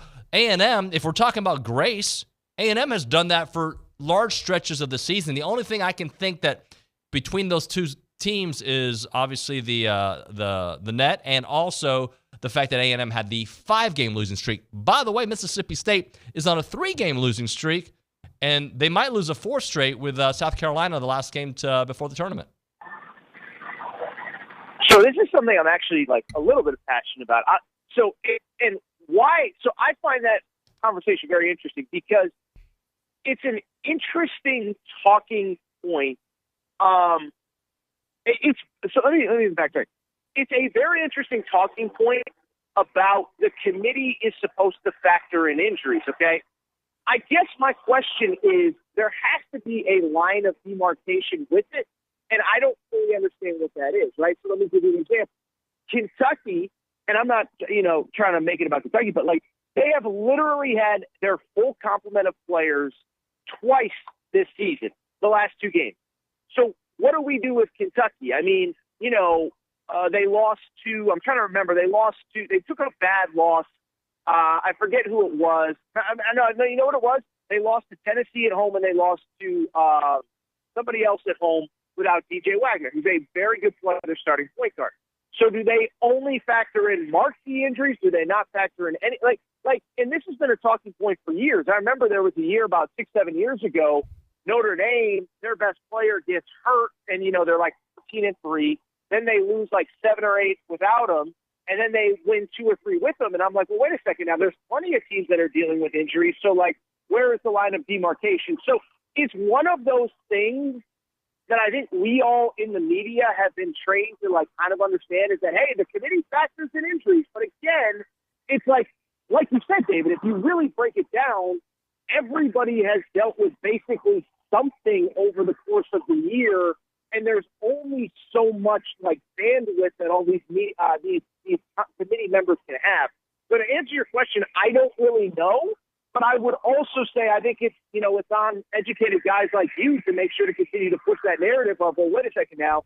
If we're going to factor in Mississippi State without Tolu Smith, or we're going to factor in this team without that guy, let's not forget that Boots Radford missed 3 of 5 games when this happened, because I do think it's important.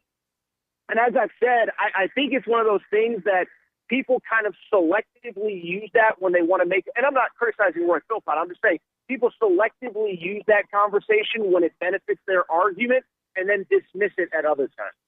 Yeah, I just think are you hot at the time? Are you not? What do you people remember about your team? And we know that during A&M's 8-game losing streak a couple of years ago, the committee couldn't get past that. A&M had a 5-game losing streak, which included some bad losses to Vandy, to Arkansas. So I get it, but I think they owe us one, AT. Like if A&M takes care of business, if they beat Ole Miss, if they get a win or 2 at the SEC tournament, I think the committee owes us for 21. And I know that's not the way it works, but I'm just here as a talk show host saying, look, if we're going to give grace to other schools, I think A&M deserves some grace.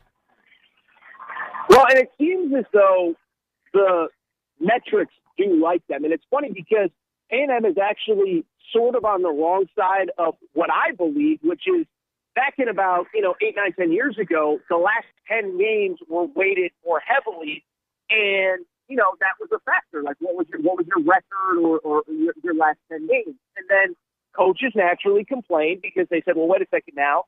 You tell us to schedule these tough games in November, December, and they don't matter as much as late in the season. To me, I understand that it's impossible to put together a perfect bracket, but I do think the committee, it's their job to put together the most competitive 68-team field possible. And so I'll give you a quick example. South Florida out of the AAC has won 21 out of 22 games. They started 2-4. They really struggled. Amir Abdur-Rahim's their coach. Texas A&M fans know him well. They really struggled out of the gate. But they've won 21 of 22. you cannot tell me they are not one of the 68 best teams. And so I think it actually weirdly does benefit Texas A&M. The way that we've kind of restructured how we put together the field is that all games are weighted equally. Their numbers in the net are really good. Now, to your point, they have to beat Ole Miss this weekend and do some damage at the SEC tournament. But I think they're probably in better shape if they can put together 2-3 wins in Nashville than people probably realize. And I think they are a team that could actually take advantage of the way the thing is set up with the net and with how we pick teams right now.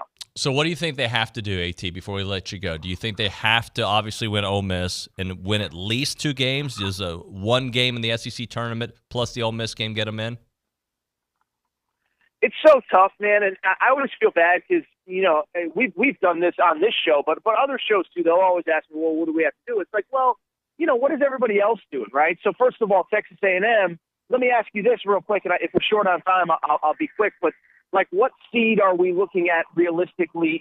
If Texas A&M beats Ole Miss, what seed are we looking at in the NCAA or in the SEC tournament? Excuse me. They're going to be. Who would be the likely first round opponent? We won't know. They'll get out of the first 4, right? So they'll get the bye, sure, and then they'll take on, I guess, one of the winners. They'll take on one of the top teams, right? They'll certainly take on one of the top teams. Okay. So I think real quick, and again, I'll try to be quick, but like, one, it's what does everybody else do? There's so many teams on the bubble. But 2, you got to beat Ole Miss. I think that what's equally important, you have to avoid a bad loss. If you get a Vanderbilt and Arkansas, whoever, you can't lose a third straight game to Arkansas. You can't lose a second game to Vanderbilt. And then you probably have to beat one of those upper echelon teams. I guess at that point you'd advance to play one of the top 4. And I think you would have to win that second game against you know, whoever, a Tennessee, Kentucky, a Florida, whoever.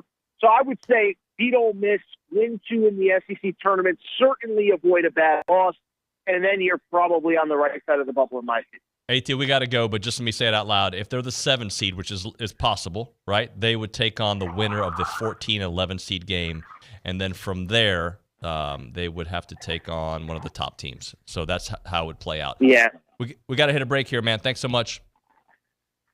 Thank you, David. We'll talk next week. Thank you. Later, bro. Aaron Torres here on the hotline with his great Jake Paul takes and, of course, college basketball.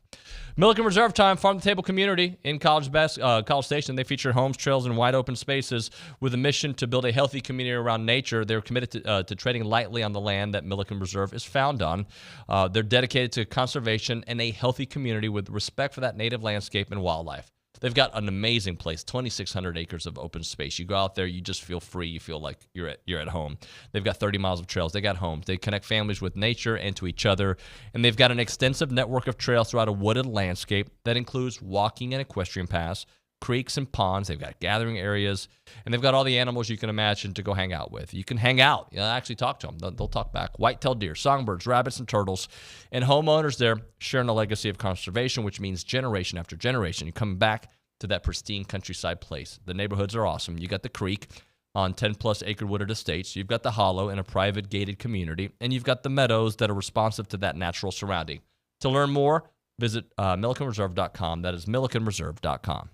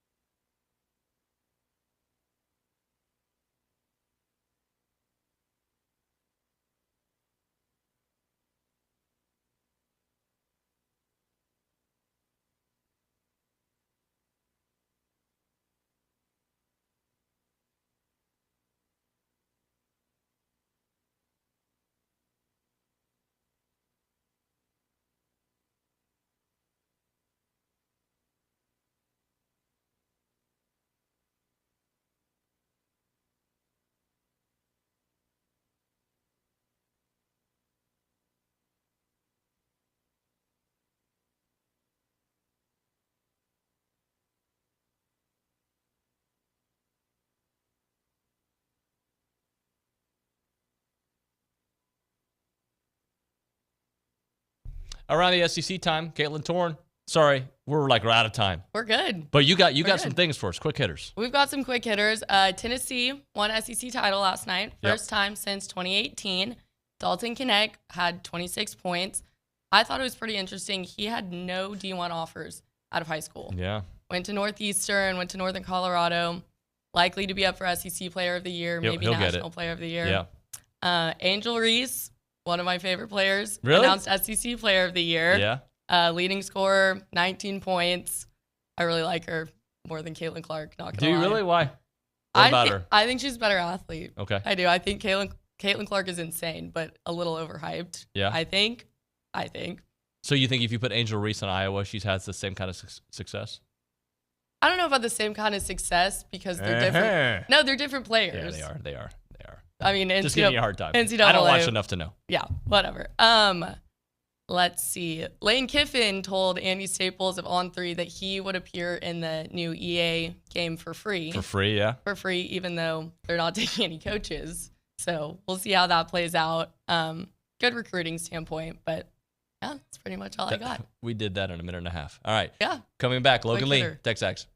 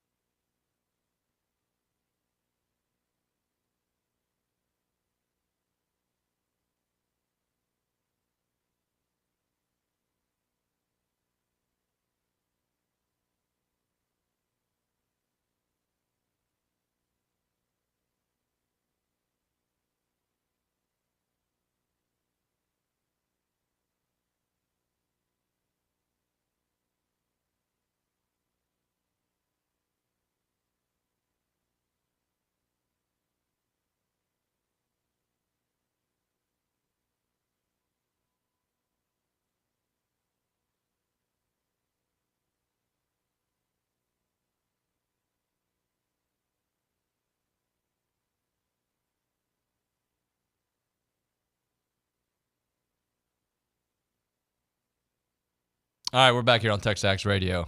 How did Caitlin Clark become a topic on this show versus Angel Reese? Goodness gracious. Caitlin torn there with the hot sports takes. Good stuff. TexAgs Radio, presented by David Gardner's Jewelers, Rollo Insurance Studio. Logan Lee should be here momentarily. I saw him walk in. He is walking in. But let me get one text at least at the Angry Elephant News and Social Center. Callie Gardner, give us one. Yeah, PG Ag in King Oaks says, has any coach ever embraced this university more than Schloss has? Every interview ends with "Gig 'em." He's pretty great. He's pretty awesome. He's pretty Big great. fan. And so is our next guest, my buddy, Logan Lee. Hey, bud. Nothing makes me feel better than being mentioned in the same sentence with Schloss. Yeah? He's very successful. You're semi-successful. You're very successful. People just like him. People just like you. He's good at what he does. You're nice. That's what I strive to be. Just good at what I do. That's why. That's why I come on here every day, just to practice a little more. Yeah, buddy. I don't know if you heard of the conversation with Roy Philpott. You're very busy. You probably didn't. And by the way, I'm not picking on him. I think he was great. But he made a comment that, he's been going back and forth. Roy Philpott did the play-by-play last night for SEC Network. He made a comment that he thinks Mississippi State could potentially lose out and still make the tournament. Okay, think about this for a second. That would mean 4 straight losses, potentially 5. Okay, A&M has that tiebreaker. And he said part of the reason was because of their body of work, which is they've got a stronger net than A&M. But he thought the committee might give them a little grace because Tolu Smith missed a couple of big games. And I'm like, whoa. What about us? What about A&M? Like, what about Boots? Like, does that, because he did miss some games. And, oh, by the way, Marble missed the whole thing. Maybe that doesn't count anymore. I don't know. Henry Coleman's been missing some time. This team is also, I hope we get a little grace if A&M wins these next couple. Was that the same guy that talked about how Wade Taylor was a preseason All-American,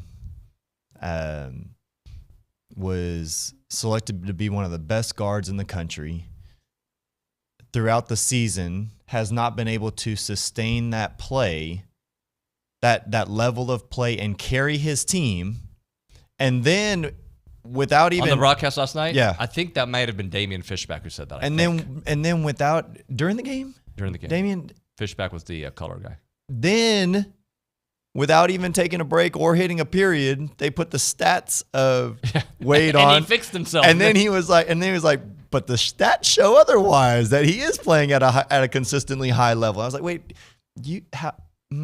Wade has struggled the last third of the season, for sure. Absolutely. Right? Like I think he was closer to 20. I think it was like 19.6 or 7 2 weeks ago. And now it's down to 18.4. Yeah. So, and by the way, it's interesting. Yesterday he had a nice game, but it wasn't great. It was 13 points. He hit some big threes to kind of get, kind of feel better about his place. But I thought it was great in that he did what was necessary for the team. I mean, he didn't have to have a superhuman performance like he had to have in the beginning of the year. And that goes because, I thought Tyrese did a fantastic job. And the role players did their job. Yep. That's what this team has been missing, is that consistent play from not necessarily the bench, but from the role guys. Sure. And Wade shouldn't have to carry the entire team. He shouldn't have to have superstar numbers every single night just to be in the conversation of trying to get a win. If he has those All-American games, then A&M should win. That should be a given. A&M should win, only because the other guys should be performing as well. And I don't think that the entire team has been performing at the same level as a whole. Well, he needs them to perform at a certain level, for sure, and they need him, right? Like that's the synergy, right? Like they open him up so much, but they need him to hit shots so they can kind of do what they do. Yeah, there's no question. Is the chicken or the egg first? If Wade's hitting threes, does that open everybody else up and give them a little more time, a little more space to work? Or if the role players get hot and they make a couple baskets, does that relieve some pressure for Wade to then do what he has to do? And it's a balance. It's a balancing act, and hopefully A&M has figured out a little more of that balancing act. They can go in and beat Ole Miss and then rattle off a couple of games in the SEC tournament and see what happens. Well, look, I'm very rarely right. So when I'm right, I like to talk about it ad nauseum to where people are like, all right, bro, I get it. You're right. But a couple weeks ago, I'm like, I want more Manny Obaseki because I believe he brings a different element that they need out there. Obviously, Buzz has found a way to utilize him where he doesn't have to be a primary ball handler, but he's a capable ball handler, especially when there's a lot of attention on the other two dudes. You know, and we talked about it. When you did say that, I kind of questioned you. Why in the world would you want that? A guy that brings the ball up the court, never passes it, either shoots it or has a turnover. Right. But that's not the Manny that is showing up. That's not the more Manny that you were asking for. And what you got, or what you have been given right now in his play, is the fact that, oh boy, everybody, the show just changed. William Liucci is kneeling. Hey, you should have told me you were coming. Hey, buddy. I'm coming back from breakfast. I went with Leone. Do we need some space? Because No. I can clear him out by coughing real quick. You can't clear me out like you're in the low post. I know that. Billy, I wouldn't have to. We go straight around. Go straight around you. You know that's what Nuño says too. He thinks he's. I mean, look at his. What's look at with his people in that medium chair shirt. thinking they're good at basketball? You want to set up You and Gabe. You want to set up me versus Gabe? Oh, Yes. I do. I put it this way. I've never seen him play out 150-0. Yeah, I would. And I love Gabe, and I would not beat you 50-0. And I No, know I but wouldn't beat you at all. I wouldn't disagree that 50-0 thing. I think Logan would beat me 50-0. No, I'd let you score. Oh, Keep thanks, talking about the game. I want to hear your thoughts. I don't even know where we were, Billy. You were talking Manny. about Wade and Manny.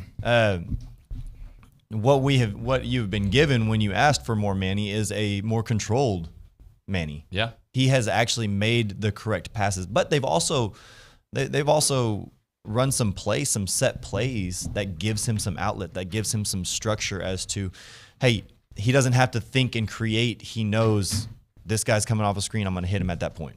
And he's done a really good job with that. Billy, what have you seen from Manny?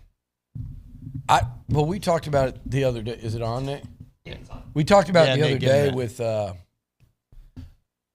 with Buzz, and it just blows my mind. Is it 3 games now? Yeah, South Carolina, Georgia. It blows my mind that a veteran of that much experience, and Buzz brought up, hey, his freshman year, at the end of the year, he was a key cog in that run they had to almost get in. Well, they should have gotten in that year with Q leading the charge.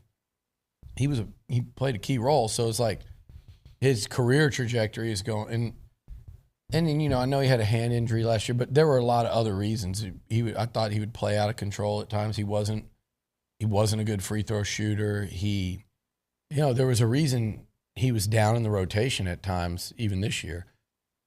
It's like a light switch went off for him, and he is playing exactly like I'm sure he and the coaching staff and all of us hoped he could play like, because he is the most highly recruited guy on that roster, I think. Yeah, he is.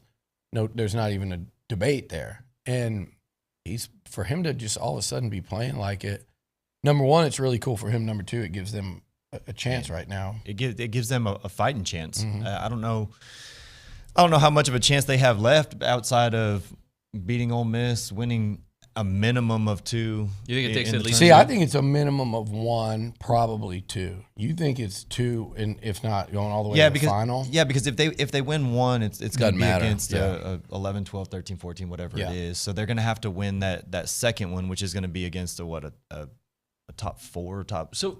Here's team. where I think that 10-9 against quad 1 and 2. I mean, that's it's like crazy. As good as Auburn. I was seeing Auburn's like 1-7 against going into this week, 1-7 against quad 1, and then they were like 8-1 against quad 2.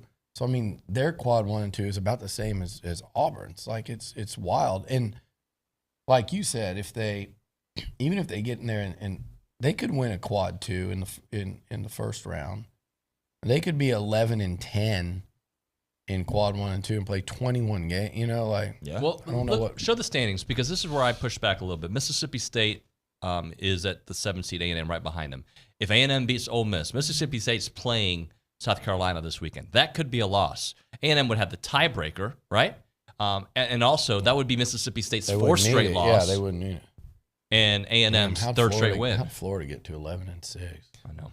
So, to me, if the SEC is going to allow 7 teams in there and A&M passes Mississippi State and they're on a hot streak and Mississippi State's losers of 4 straight, depending on what they do in the tournament, then I don't know how you can ignore A&M's resume. No, I don't think you can. If A&M beats Ole Miss and wins a first-round game against somebody below them there, right, you'd be on a 5-game winning streak. So you followed up a 5-game losing streak with a 5-game winning streak. They're at 17 wins now. They'd be at 19 wins. And then if they lost, they certainly, to me, Logan, if they beat somebody in the second round from Bama up, that's going to be quad 1. And I think that I actually think that'll get them in. I think we have the opposite working for A&M than worked against them. You know, like Arkansas last year got in at 8-10 in the conference. I think we have the opposite, and we don't know it because we don't want to acknowledge it because it doesn't feel right. I feel like they have something working for them that we had working against us 2 years ago, which was, and even last year, they held that non-conference resume in Wofford against us a lot, not playing anyone. That loss 2 years ago, they held that 8-game losing streak against us way more than we ever imagined. I think this year, what's working for you is the number of quality games you've played and even won, because it's more than most of the teams. I don't know. I still think that. You think they need to win 2? When the committee looks at it, yep, they're gonna say, "Oh, they beat Kentucky," but Kentucky was on that losing streak, and then they faltered at that point, and they caught them at a good time. They beat Iowa State, but it was early in the year, and Iowa State had them down by 20, and they came back, and Wade just had an all-star performance. See, and it is what it is.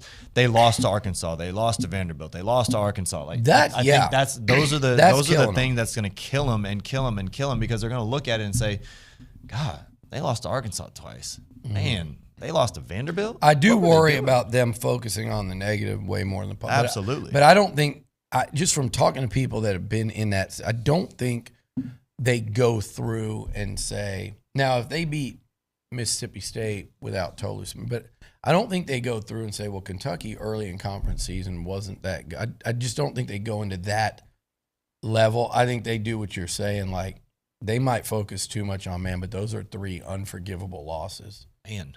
You know, particularly Vandy and, to be honest, Arkansas they are, at home. They are. They're the kind that keep you out. Absolutely. But none of the A&M teams we've talked about have had their plus side of the ledger is now they're not in yet.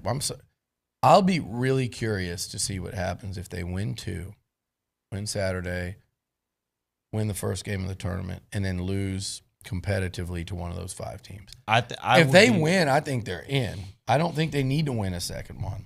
If they lose, I would lean towards them not getting in, but I would be interested come Selection Sunday. I think if they beat Ole Miss and if they win that first game of the tournament but lose the second, if I were them, I'd be really nervous. Does it depend on super nervous. I agree, but I think they'd have a chance. I think they'd have a chance, but I'd be super nervous. But does it depend on Mississippi State at that point, what they do?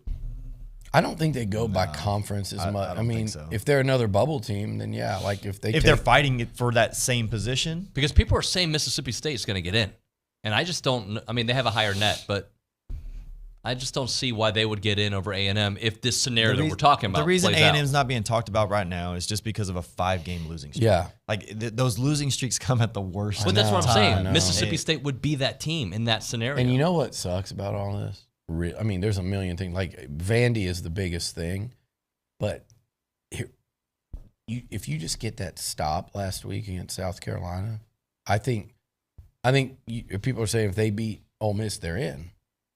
Because if they beat Ole Miss, they'd be 10-8. They would have just beaten South Carolina, so you could add another quad 1 win to go with all the ones they have. Like a team that's 10-8 in the SEC, that's beaten Kentucky, Tennessee, Iowa State, and South Carolina, they're getting in. Now they might, those losses are going to crush your seeding. But if they'd have But they're just still gotten getting that in. stop Yeah. and beat Ole Miss, they were in. Yeah. Agreed. It's crazy how much that one. You could go back and do the one possession against U of H, the one possession against Ole Miss, the one possession against Arkansas, Vandy. 4 games they lost at literally on the final possession or buzzer. Any one, but I'm just recency here. Lose 4 in a row, but beat South Carolina. They would have won 4 in a row now, right? No. 3 in a row with a chance to make it 4. Yeah, like 4, then 5 in the tournament. Win in Oxford and they'd have been in. Do they win yesterday without Solo coming back? I don't think so. I don't think so either. I mean, when he went down, I was like, I don't think he's coming back. Mm-hmm. Only because not just because of his tremendous rebounding at the end of the game, but I think that gives them a boost. Mm-hmm. It's just like if Wade hits a 3, or if Boots goes in and drives the lane and gets an and 1. That's 3 points on the board, but it probably gives you 5 or 6 points in regards to momentum and the intensity that they play at.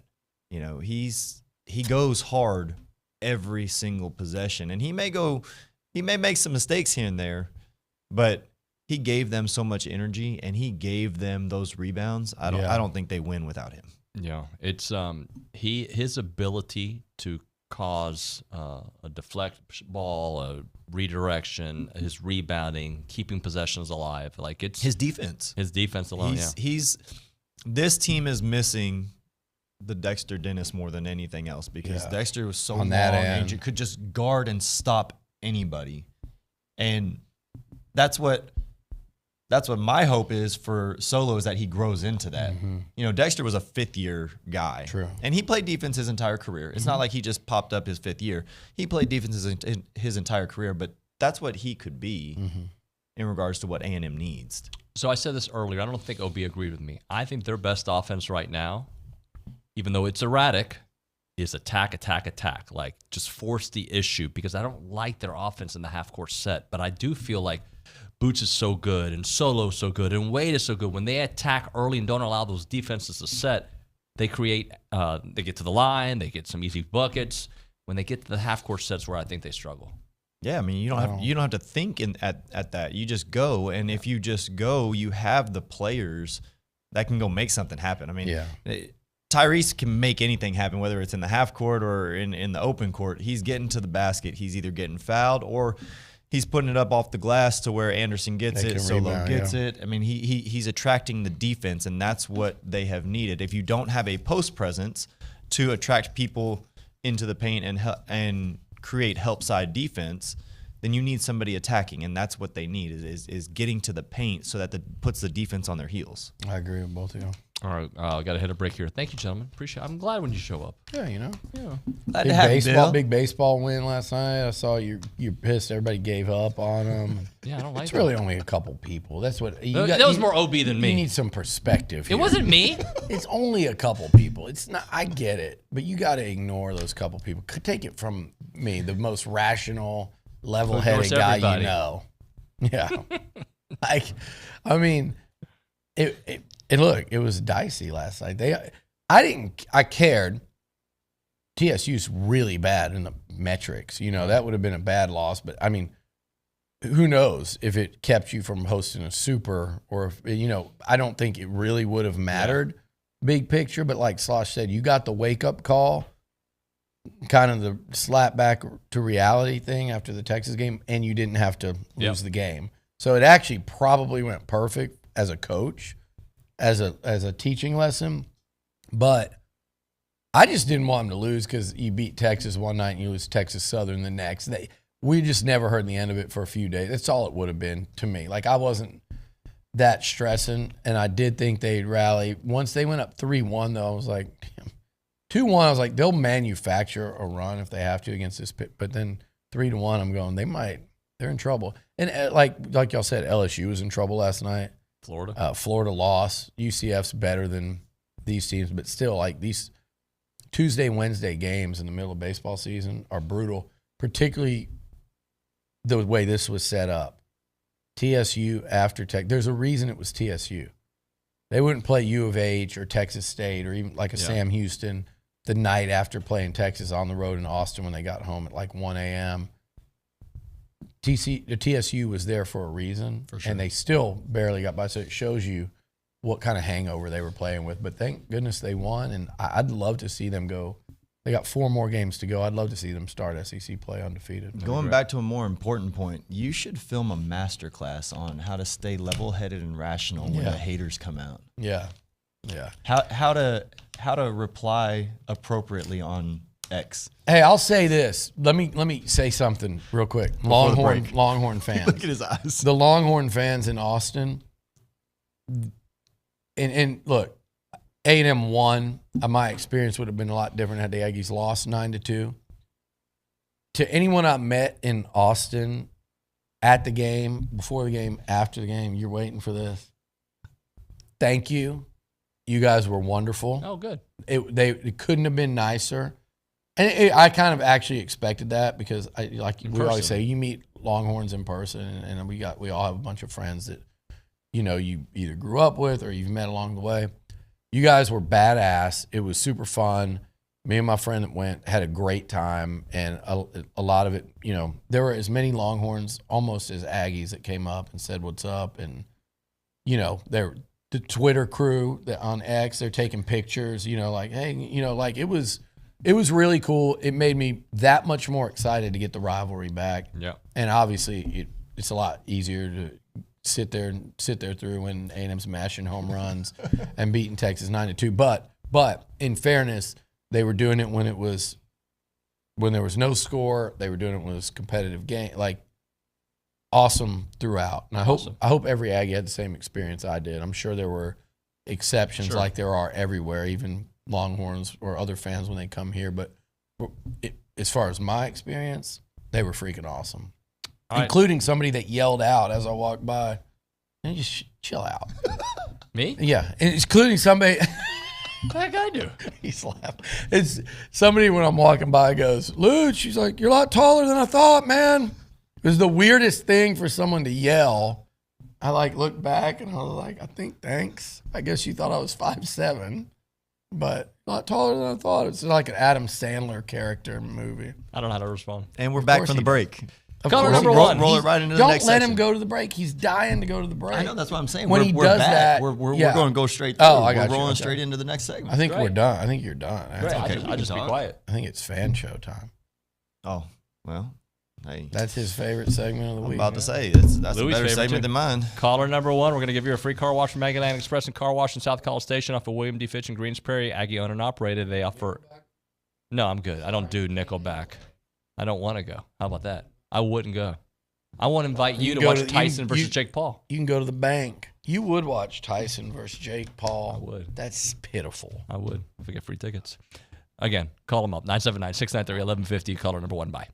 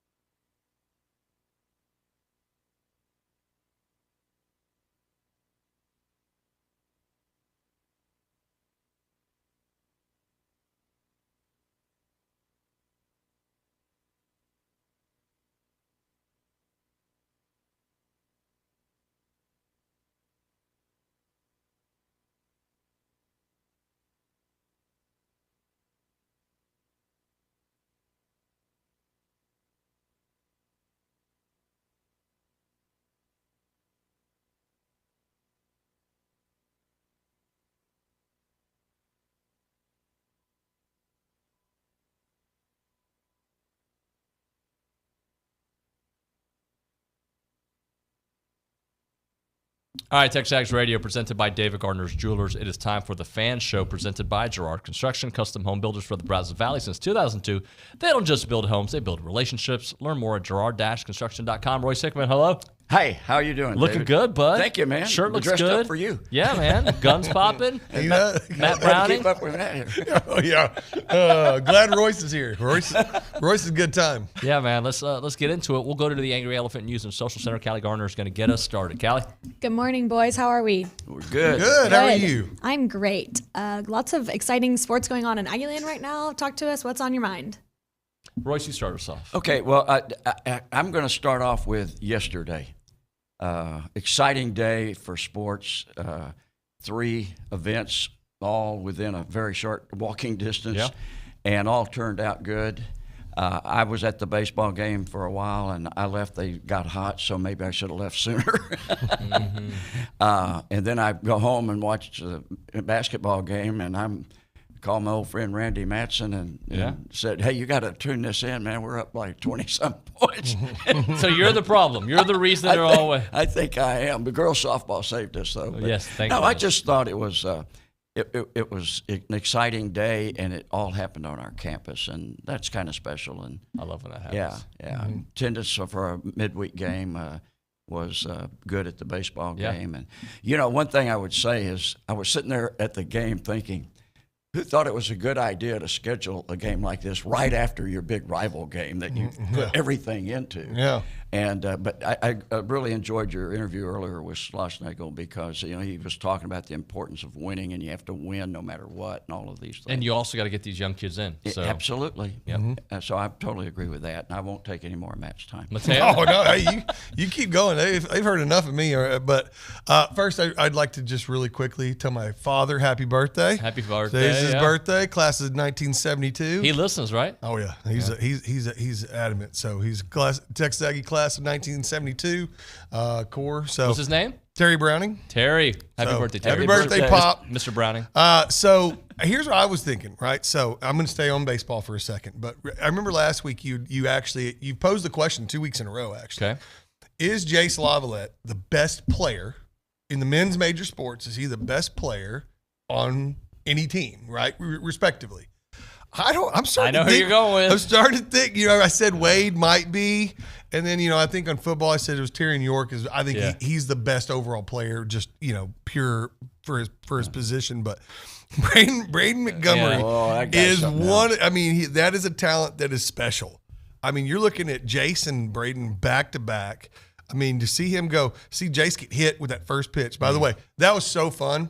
Able to go. So no one I know has LHN, which is a gigantic problem for all of us. Luckily, this will be the last time we ever have to deal with it. Yep. So luckily, we haven't had to deal with it the last decade. Like all the other poor schmoes in the Big 12. We hadn't had to deal with it, but we had to deal with it one time, and this will be the last time we ever have to sniff that stupid nonsense. But we got a good big group together, found a place to go watch it. We went up and watched it at the country club, and all had dinner. A big group of us had dinner and watched the game, had a blast. It was wonderful. Sat outside. Yeah.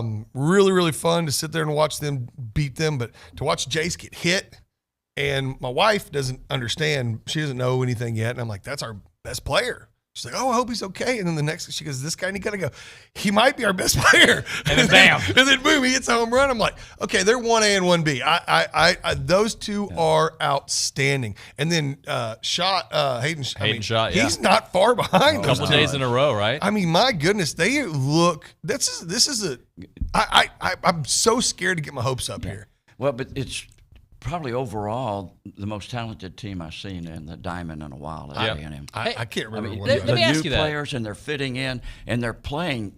They're getting good pitching. They're getting timely hitting. Their defense is good. Everything's coming together for them this year. Let me ask you that, because I like you. I'm scared to get my hopes up. But why? Why does it matter? I know. Because we're going to recover anyway. You're going to go to work the next day. It's true. Would you rather just be mad all the time? Let's be happy. We are Aggies. We get our hopes up all the time. Okay, it's like what we do. But if they bust the bubble, it usually happens early. So there's that. I will say from a talent standpoint. I mean, we've had a lot of talent in baseball. I just don't know if we've had this much collective talent on one squad that I can I mean, you'd have to go back. I mean, you had those. With the pitching to match right now, Yeah, too. I mean, when you had Dylan Rock, you had those. That team was really good. The last team Trevor made Warner, Omaha. Yeah. So, I mean, they were really, really good. Well, made the Final 89 Four. team was Terry Taylor and slipped my mind. Was Rookie of the Year in the American League with the Yankees or the Twins. Let's do this because Billy and Logan went super long. Let's hit a break. We'll do a final segment. We'll come in. We'll get some more basketball thoughts, some more baseball thoughts. It's the Fan Show presented by Girard Construction. More of that next on TexAgs.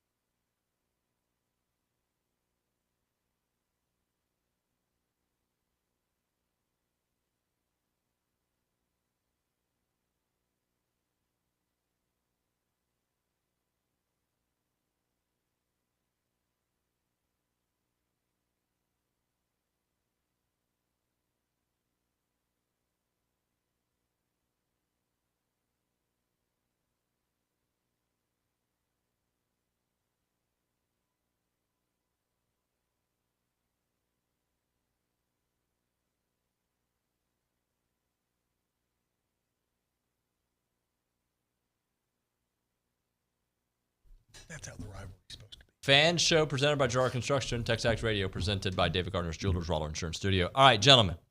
Basketball. I feel the hypeness on baseball. Are you guys starting to think there's maybe a way, Royce? Yeah, I do. Buzz always has the team ready at this time of the year, it seems like. I would have to admit, I begin to wonder if we were just having too many problems. We've had a lot of problems with injuries and all, and, you haven't played with a set lineup all year long. But when they looked good, I thought last night was kind of a view of the season because they looked so good. And part of when they lost that big lead was Mississippi State could have shut their eyes and thrown it, and it would go in. Everything they threw up went in. And then Aggies weren't hitting anything either during that stretch. But, boy, when it got down to crunch time, you look at what Washington, Solomon. The rebounding and all that happened right there at the end of the game, the last 2 minutes. I liked OB's column this morning. He said that this was a microcosm of the whole season, watching us go up, and then they come flying back, and then we crawl back at the end and all that. It's one of those things where, yes, I mean, I think if we beat Ole Miss, then you have a good showing in the tournament. Yeah, being as a high seed. What's a good showing? That's my question. 2 wins, 1 win. I don't know. So I think if you beat Ole Miss and win the game in the tournament, and even if you lose one, but you're competitive, that might be enough. I'm like starting to go 10 or 12. Oh, I'm starting to go there, and the only reason is because we're going to be if it comes down to one more spot in the SEC between Mississippi State and A&M, and right now Mississippi State has a better resume. But let me tell you what's happening to their resume. They've lost 3 straight. They're about to play South Carolina. I don't know what's going to happen. Let's say they lose. That's 4 straight. Okay, A&M will have a better record than them. They'll have the head-to-head to them. If it comes down to one more team from the SEC and A&M wins against Ole Miss, they still got to win against Ole Miss. They got to win their first game. Then why wouldn't they get in and give us a little bit of the grace that you're giving other programs potentially for losing players throughout the year? Agreed. I mean, like they said earlier, no one brings up the fact that we did lose Boots for 3 or 4 games earlier in the season. I mean, Coleman. I guess a lot of people would think Coleman's probably our 3rd best player, but I mean he's missed some time. So I mean, you take that stuff into account, and I don't think we don't typically get the benefit of the doubt. I don't feel like, but that's unfortunate. But maybe this year they're like, you know what, we owe them. No, I mean we went into last season on such a high, and then we get into that Penn State game and just get our doors blown off. I'm hoping that it's obvious that we can sneak in, and then we have the Jekyll portion, and we play really well, and maybe have a good showing in the tournament if we can get in. That's the question. Are we getting in? I don't know. Yeah, I still was so I could see that game falling apart last night, and they stopped it from falling apart. And I think that'll pay dividends down the road. I hope. Well, look, when it got down, at the end of the day, though, they have nobody to blame but themselves if they don't get in. Correct. Losing right. The Vandy game changes this whole perspective. One of the Arkansas games. Yeah. Yeah. Those 2 games right there, and we're not even talking about it. No. No one would blame you for going and losing at Alabama or at Tennessee after what we did to Tennessee here. No one would blame you for that, and a couple other just drops here and there. But those 2 games are the difference in whether if we win out and we don't make it, that'll be the difference. I gotta give them this. Like, it's fun again. At the end of the day, they played more their brand of basketball. At least we're here because during the 5-game losing streak, and I do this every time there's a losing streak, are we ever going to win a freaking game again? No, yeah. And I'm not saying This one was particularly frustrating. Yeah. This was, because you knew, like, you beat Tennessee, you're in, baby. Just win the games you're supposed to, right. and you're in. Right. Yeah, that's where we were. And they didn't. No, we didn't. And that's why today we're sweating it because you know they should be and could be, but it's really funny how much changed in 3 weeks, right? I mean, we were sitting here going, man, we're going to be I was thinking we were going to be like a 4 or 5 seed going into the tournament after that Tennessee win. You were 2 games out of first. Yeah. And then I don't know what happened. Then it just, again, no one can quite and they weren't put playing their finger well either. It's not just that they lost. They weren't playing well. Yeah. And a couple of those games, they lose at the last second of the game, which makes the hurt even worse. Oh, that hurt. All right, Mike Evans, staying with the Bucks. What do you guys think? I like it. I like the idea. I mean, I would have loved for him to come to the Cowboys as a Cowboy fan, but part of the Texans. Yeah. I mean, but the thing is I've always appreciated the loyalty of a guy staying with keeping a career in one place staying in one place his whole career. So it seems to me like that's probably going to be the case for him, and so good for him. Yeah, I feel that. I'm so glad that he's reaping the benefit of his talent. He's doing a lot from the standpoint of his foundation, helping folks out. And I've had the chance of, sitting with lunch with him and a few other people, and the guy's just a top-notch guy, period. He's a good Aggie. See him, yes, and speaks well for the university. I'm kind of like you. I like the loyalty aspect. I do too. Randy Matson, the legend. By the way, you mentioned your dad. Randy Matson, happy birthday. A couple of days ago. Happy birthday. He's old enough to vote and drank legally and all. But, he said one time recently with talking about the portal, he said, what happened to the days when you lost your job, you just busted your tail and worked harder to get your job back? And he said, now it's oh, you're not going to start, I'm leaving. And that's a frustrating thing because there's no loyalty there at all. About it is very rare in today's day and age, especially in sports, to see a guy spend his entire career in one place. But Mike's one of those guys. He just seems like one of those guys that is loyal. And let me add to that because I think it's all situational, right? I don't want to be on a team that I have no path to play or I get here and it's not what I thought. I think the portal's good in those instances, but it's because you're, backside is hurt because the coach yelled at you, or because I'm not starting over this 5-star that's been here longer than me. That's where I have an issue. I agree. But we're all old. Yeah, we are. We don't think the way those kids think. Yeah. It's a different world. It is. I couldn't agree with that statement more. It is a different world. So we've got good. We've TV got to show. adjust to it. Actually, I didn't like it. A&M women's basketball. What's going to happen? I'm concerned about them. Yeah. I mean, just from the standpoint, I do believe the coach is going to get things on track, and they're going to win. They've shown improvement, and she's playing better. They've had injuries too, right? They win today. Yeah. They're probably in. Yeah. Mr. Browning's face. All right, that's going to do it. Gentlemen, thank you so much. Oh, it's good to be with you. Thanks, David.